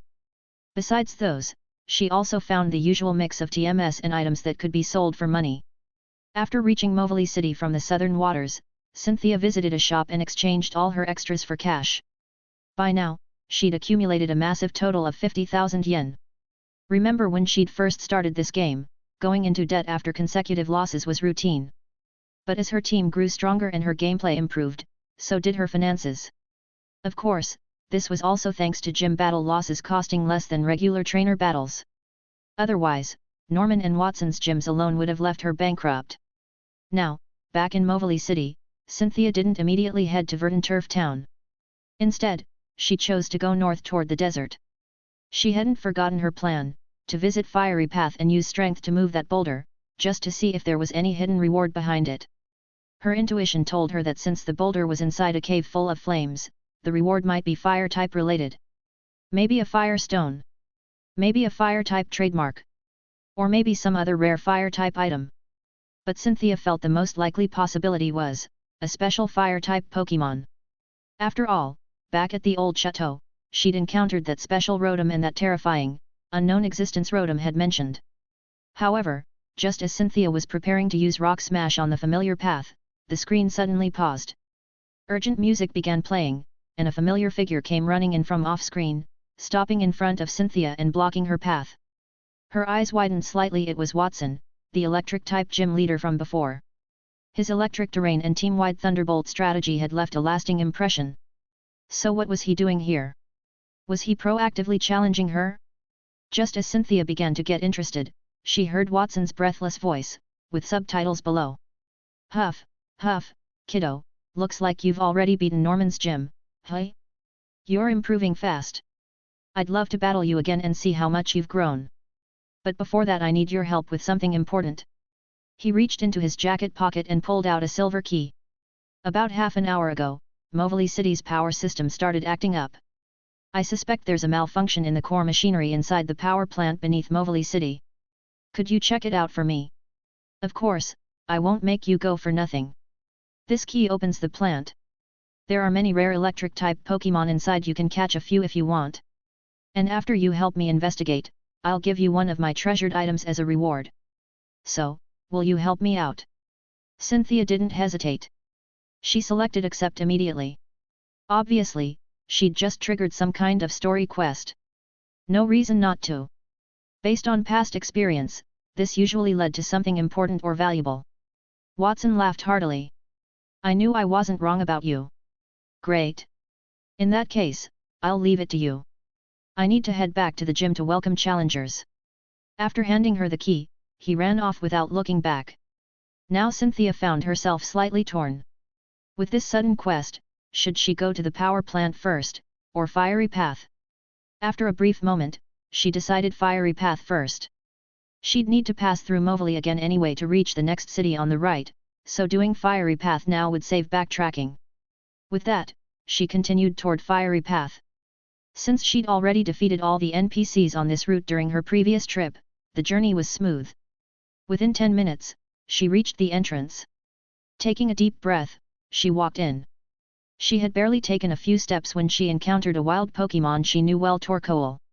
The moment Torkoal appeared, a brilliant beam of sunlight shone down, and a game notification popped up. Torkoal's drought ability activated. The weather changed to harsh sunlight. Cynthia raised an eyebrow. This was the first time she'd seen a wild Pokémon with a weather ability. The earlier Torkoal hadn't had it. So these weather ability Pokémon were rarer? Unfortunately, her next team build focused on rain, so catching a Torkoal would be out of place. Otherwise, she might have considered it. But then she remembered something. If she recalled correctly, during a past conversation about weather team compositions, someone had left a strong impression on her. Everyone had been talking about rain teams, but that person had proposed a strategy built around harsh sunlight. She remembered he was a rising star, newly recognized as an Elite 4 level trainer. What was his name? Leon, she thought. That sounded right. He'd been added to the group chat by someone else. Cynthia didn't even know which region he was from, only that it wasn't one of the 4 major ones, but some far-off place. She'd been interested in him at the time. Elite 4 level trainers that young were rare. But things had come up, and she'd set the matter aside. Now that she'd found a wild Torkoal with drought, just like Pelipper had drizzle. Maybe she should share this with him and convince him to try the game? Over the course of playing, her opinion of the game had changed completely. She'd started just to get the creator's contact info, but now she realized the game offered huge benefits for improving battle strategy and understanding Pokémon. Even for a champion like her, the experience had been invaluable. With that thought, she silently made up her mind. She'd find that group chat again, add him, and bring this up. Little did she know this small decision was about to help Kairos recruit an incredible new player. While Cynthia was thinking, she smoothly sent out Pelipper to use Surf. A surge of blue waves swept across the screen, and Torkoal's HP bar vanished under the super effective damage. She was back in fiery path. Following the familiar route, she soon saw the boulder that had blocked the way last time. But now, Beware easily used strength to push it aside, opening the path deeper into fiery path. As she proceeded, white mist began to gradually build on screen, rising steadily. Clearly, this was caused by the rising heat in the area. In front of the screen, Cynthia even felt a wave of heat hit her face. She blinked slightly. And then she felt that familiar sensation rise in her chest again. Was something incredible about to appear? Just as she wondered, her screen suddenly went black. The viewers in the stream noticed too. Based on past experience, they immediately filled the chat. Black screen cutscene incoming. Legendary Pokémon time. Knew it. There had to be something behind that boulder. Their memories of Regirock and the unseen legendaries battling in Fall Arbor Town's volcanic ash house were still fresh. Everyone held their breath, eyes glued to the screen. What was it going to be? The next moment, the cutscene began. Scorching steam surged, and deep red light glowed within the mist, radiating waves of heat. The surroundings warped and twisted from the intense temperature. It looked like a space forged from molten lava, blazing and terrifying. Within the white mist, a powerful silhouette slowly emerged. But just as the atmosphere reached a peak, a tiny, adorable creature no bigger than a Rattata poked out of the mist and tilted its head. Victini. Chapter 88, 89, Hexagon Warrior. Just moments ago in the game, that tense BGM atmosphere combined with the scorching, distorting air around them had everyone's hearts in their throats. Naturally, all the viewers in the stream had sky-high expectations for whatever powerful Pokémon might emerge from that mist. But this little red guy that appeared was completely mismatched with their hopes and dreams. Words like imposing, powerful, and intimidating had absolutely nothing to do with this newly appeared Pokémon. If you had to describe it with one word, it could only be adorable. It had fluffy orange-yellow fur, a pair of crimson ears that stood up high like a golden V-shape, lively and playful. A pair of round, sparkling sapphire blue eyes that always gleamed with innocent curiosity. Seeing this Pokémon's appearance, the stream chat naturally exploded with comments. I was expecting some ridiculously strong fire-type Pokémon, but instead we got something ridiculously cute. Wow! Does anyone know what this Pokémon's name is? It looks so adorable, I want one. Hard to imagine, there's a Pokémon in this world that looks even more lovable than Eevee. Undoubtedly, quite a few viewers were completely conquered by this Pokémon's cute appearance. Right now, Cynthia was also somewhat surprised looking at this unfamiliar Pokémon. This definitely wasn't what she'd imagined or expected. But Cynthia didn't jump to conclusions as quickly as the chat comments. After all, she knew that powerful Pokémon didn't necessarily look intimidating. On the contrary, some small and nimble creatures were actually incredibly strong warriors. Like a certain Elite Four member's Weevil, for instance. So perhaps this Pokémon had some special power? While she was thinking, the Pokémon that had emerged from the white mist seemed to notice Cynthia's presence. With curious, wide eyes, it rushed directly toward her. The expected battle screen didn't appear. Instead, this Pokémon curiously circled around Cynthia several times, then cheerfully called out near her ear. Victini, Victini. It seemed to have no intention or desire to battle, and its attitude toward Cynthia was quite friendly. But Cynthia noticed another new problem. She couldn't seem to understand what this Pokémon was saying. Previously, while playing this game, all Pokémon cries would have their meanings annotated below in-game prompts, letting players understand what these Pokémon were saying. But this time, what appeared in the prompt box was just this Pokémon's raw cry. This special situation seemed to be a first. While Cynthia was pondering, she moved her character one step closer to that Pokémon, wanting to press the interact button to see if there were any new discoveries while taking a closer look at this little guy. But the next moment, with a flash of light, that crimson Pokémon actually vanished right on the spot. Cynthia was stunned. Where did it go? But within seconds, ripples appeared behind her, and that Pokémon materialized again. Cynthia was startled. This little guy actually had invisibility abilities.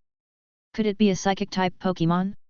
Generally speaking, only psychic types had these kinds of special abilities, though ghost types were also a possibility. But ghost-type Pokémon usually looked pretty scary, you could tell at a glance.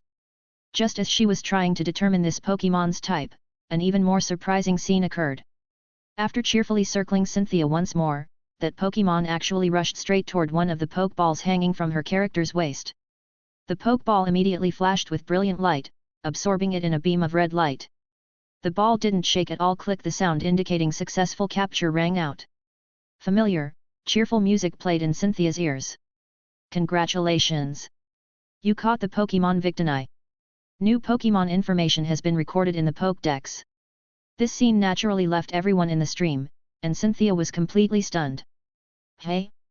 This little guy just actively let Cynthia catch it like that? The last one this proactive was probably Rotom. But at least Rotom had chatted with Cynthia for a bit before putting on a show of battle and getting caught. This Pokémon had just met Cynthia and actively dove into her Pokeball? Right now, Cynthia was somewhat bewildered. In this game, she'd encountered quite a few Pokémon, but this was her first time seeing one directly throw itself at her Pokeball.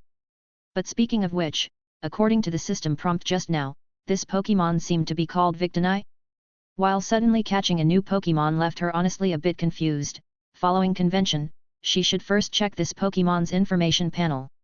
With this thought, Cynthia opened the team interface to examine the information of her newly acquired Pokémon. A series of prompts suddenly appeared before her eyes. Victini, LV41. Type, Fire/Psychic. Ability, Victory Star. When this Pokémon is in your party, all of your Pokémon's move accuracy increases by 10%. Perhaps it can produce some additional effects in battle. Known moves: Flame Charge, Flare Blitz, Flamethrower, Confusion. After scanning this Pokémon's stats, Cynthia raised an eyebrow. Just as she'd thought, this guy indeed had Psychic-type attributes. As for this Pokémon's ability, while it couldn't be called incredibly powerful, it definitely wasn't useless either. After all, this was an ability that affected all friendly Pokémon just by being carried in the party. Increasing all moves' accuracy by 10% could give high power, but accuracy-challenged moves like Hurricane and Thunder more chances to land successfully. That was pretty decent. Originally, Cynthia had felt somewhat troubled by suddenly having a Fire-type Pokémon appear when she was configuring her team roster, but seeing this ability made it much more acceptable. Besides, this was the first special Pokémon to actively join her team. However, right now, the stream chat didn't see it that way. While this ability is a group buff effect, it doesn't feel as good as Rain Dance. After all, the bonuses from Rain are way higher than this. Yet, 10% accuracy boost, it's like having something you can't really enjoy but don't want to throw away. Pretty mediocre. Most moves we use regularly already have 100% accuracy, so this ability doesn't matter much. The author set the values too low for this Pokémon's ability. Let's look at this Pokémon's move pool. The Fire-type moves seem decent, but why does it have both physical and special attacks? And why does it only have one Psychic-type move, Confusion, which is the most basic Psychic move? Maybe this little guy has really low base stats and is actually just a mascot that can't really battle.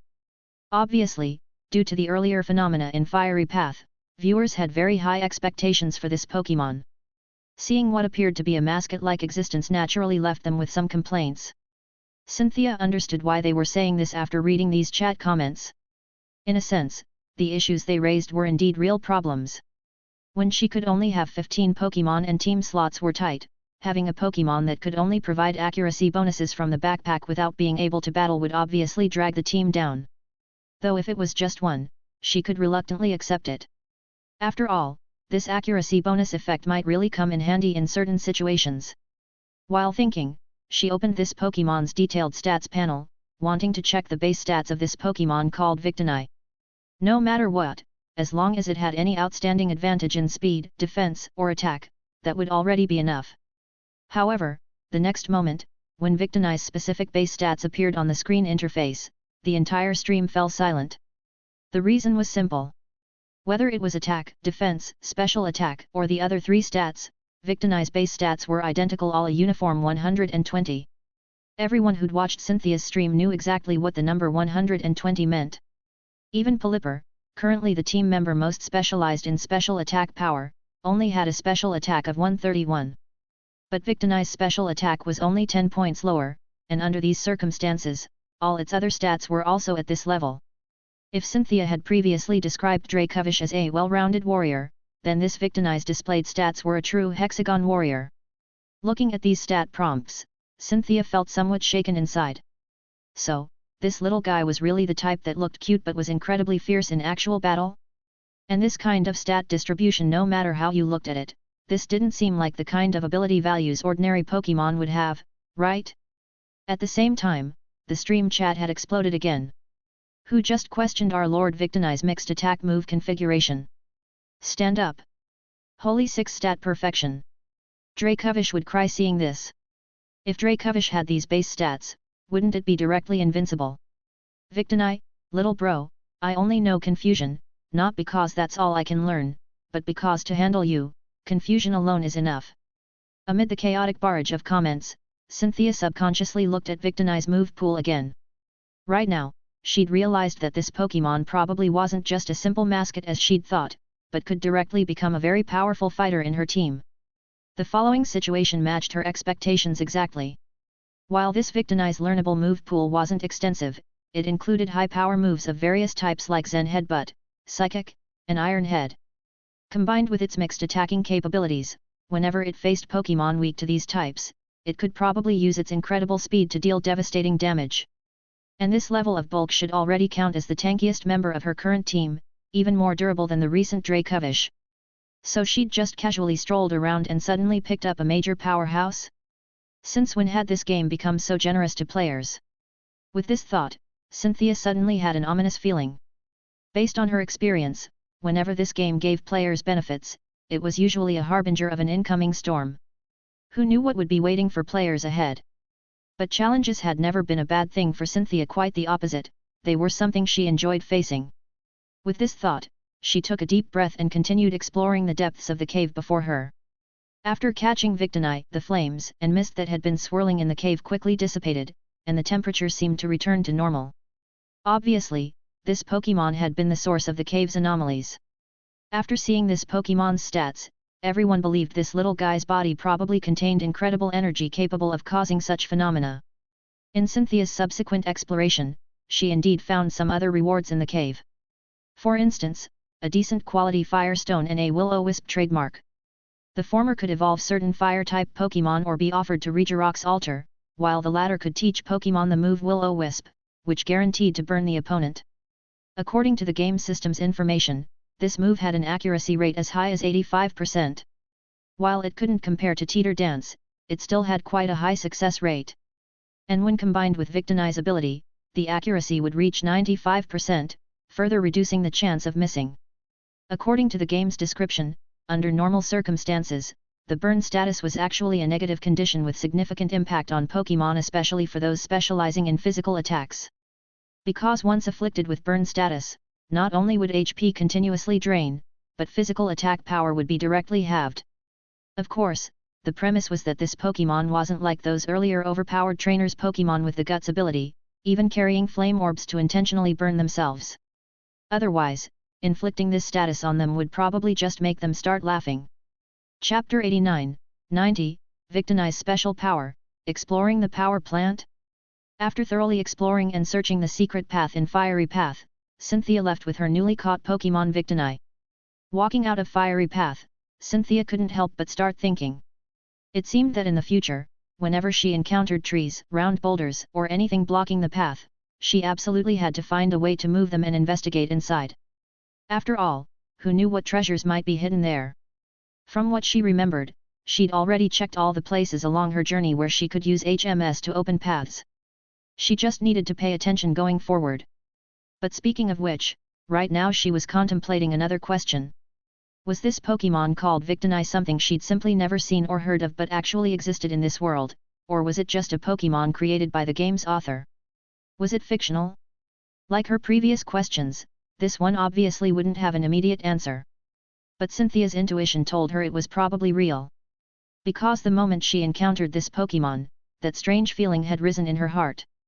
Only when facing those legendary existences would she experience this special sensation. After leaving Fiery Path, Cynthia headed toward the power plant below Movely City according to Watson's commission. Watson hadn't specified the power plant's exact location, but when Cynthia had used Surf to reach Movely City earlier, she seemed to have spotted a strange building. She'd only glanced at it from afar without paying much attention. Now it seemed that should be her destination, this time the power plant.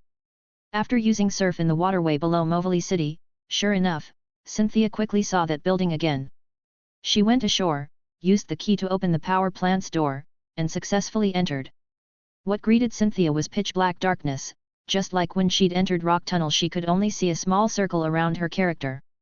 Obviously, as Watson had said, the machinery inside the power plant had malfunctioned, cutting off the electricity, so the lighting systems had naturally stopped working.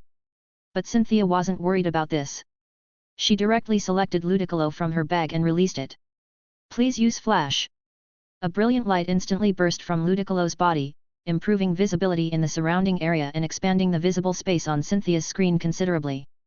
Only then could she see clearly that she seemed to be in an underground space filled with metal flooring, with power generation and electrical transmission equipment spaced at regular intervals throughout the area. In the real world, Movili City itself was famous for its electrical industry. Under normal circumstances, all this equipment should be operational, supplying electricity to the entire city and even sharing some power with nearby cities. But right now, all these machines had stopped running. In this situation, there were only two possibilities. Either all this equipment had malfunctioned or been damaged, or the power plant's core area had problems, cutting off the power supply, so these machines naturally wouldn't continue operating. To verify her theory, Cynthia approached and pressed the Interact button, quickly receiving a game prompt. "Equipment is intact. Maybe there's a problem in the core area. Check the deepest part of the power plant." Cynthia nodded slightly. It seemed to be as Watson had said, the problem was in the deepest area. She looked around, confirmed there was only one path forward, then began heading toward the power plant's depths. The surrounding conditions were almost identical to what she'd first seen. This was an unmanned power plant with nothing but machinery. Normal maintenance was handled by automated systems, and human intervention was only needed for major problems. No, there were some other things. As Cynthia's character took a step forward, a large red exclamation mark suddenly appeared on screen, followed immediately by intense battle music. A wild Electabuzz, LV37, appeared.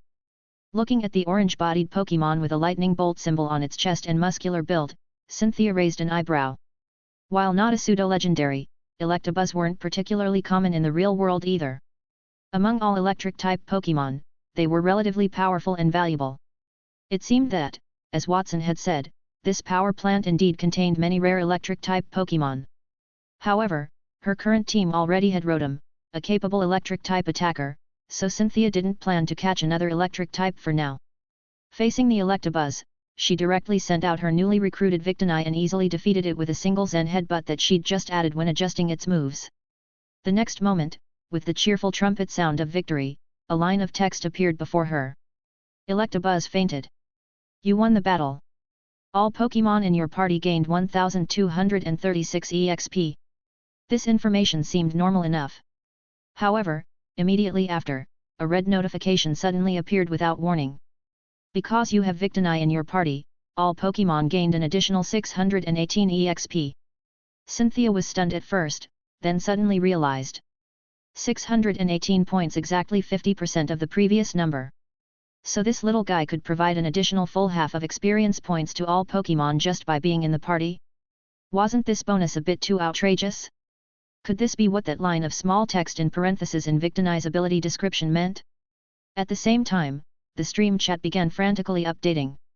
Now I want to see who dares question our noble Hexagon Warrior, Mobile EXP Amplifier, Invincible Accuracy Boost Platform Lord Victini.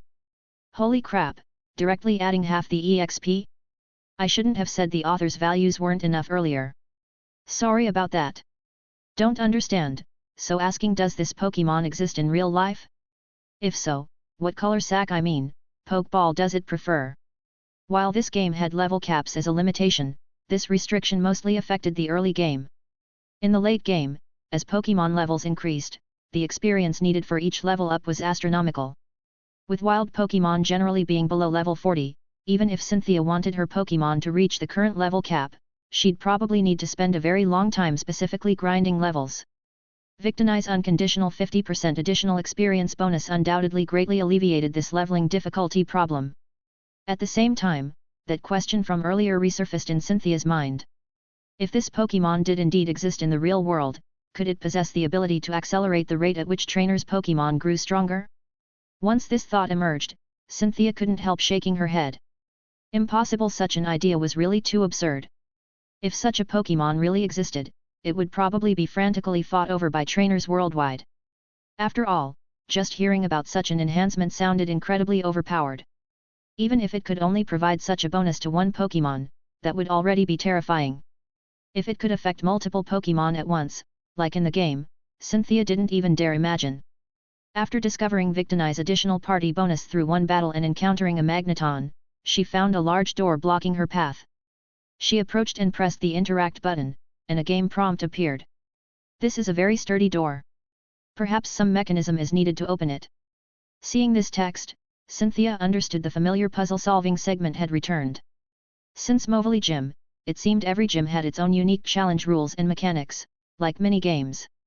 This game indeed had quite a few areas with puzzle elements. Cynthia was getting used to it. Following the hint, she searched around and soon spotted two different colored buttons. Besides the color difference, one button was recessed while the other was raised. When she had her character step on the raised button, the two button states immediately reversed. Click the door that had been blocking her path also opened. Next, as Cynthia continued deeper into the power plant, she discovered the door rules seemed simple. When you pressed one button, a corresponding colored door would open or close, while the other button's corresponding door would experience the same thing. She just needed to find a smooth path forward through repeated attempts.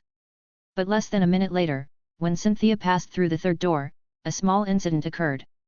Both buttons ahead actually had red and white Pokeballs placed on them, representing scattered ground item rewards in this game. She was somewhat surprised. Unexpected rewards for solving puzzles? That was a nice touch. After brief consideration, Cynthia first approached the Pokeball on the left and pressed the Interact button. A prompt immediately appeared. Congratulations! You obtained the item Star Piece. Scanning the prompt, Cynthia nodded slightly. This item was pretty good, right? Based on her experience, this item should sell for several thousand at shops. As Cynthia's character picked up the item containing Pokeball, the button that had been pressed down by the ball popped back up. The green door that had been open in front of her also closed again, blocking her path. She didn't mind this, it was just a matter of pressing the button again. So Cynthia had her character approach the other Pokeball.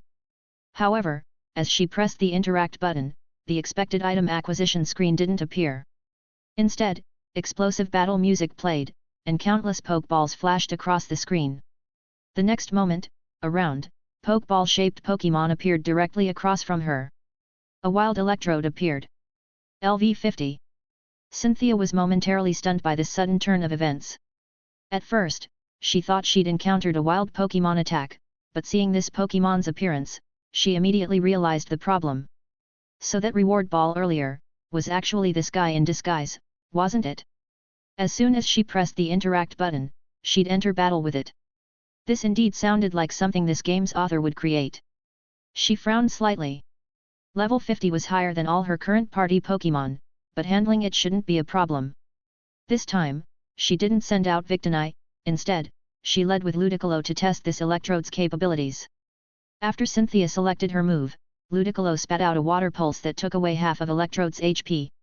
However, a brilliant light suddenly burst forth from Electrode's body. Seeing that light, Cynthia suddenly had an ominous feeling. Electrode used Explosion. The next instant, Electrode's HP bar emptied completely, followed by a violent explosion that shook the entire screen. When the explosion's light faded, Ludicolo's previously full HP bar had also completely emptied. Ludicolo fainted. Electrode fainted. But since you didn't actively defeat it, you won't receive any EXP rewards. Congratulations, you won the battle. Cynthia? Seeing this scene, all the stream viewers naturally burst into laughter. Not congratulations, not victory. Holy beans, isn't this entrapment? You gotta admit, this guy looks pretty similar to a Pokeball. Hiding in that spot, you really can't tell the difference. What are you babbling about? Take my explosion. Watching Cynthia overcome obstacles and achieve victory in the game was certainly enjoyable. But watching the streamer suffer was also quite satisfying. After all, what's that saying? Smiles don't disappear, they just transfer to other people's faces. Thanks for listening.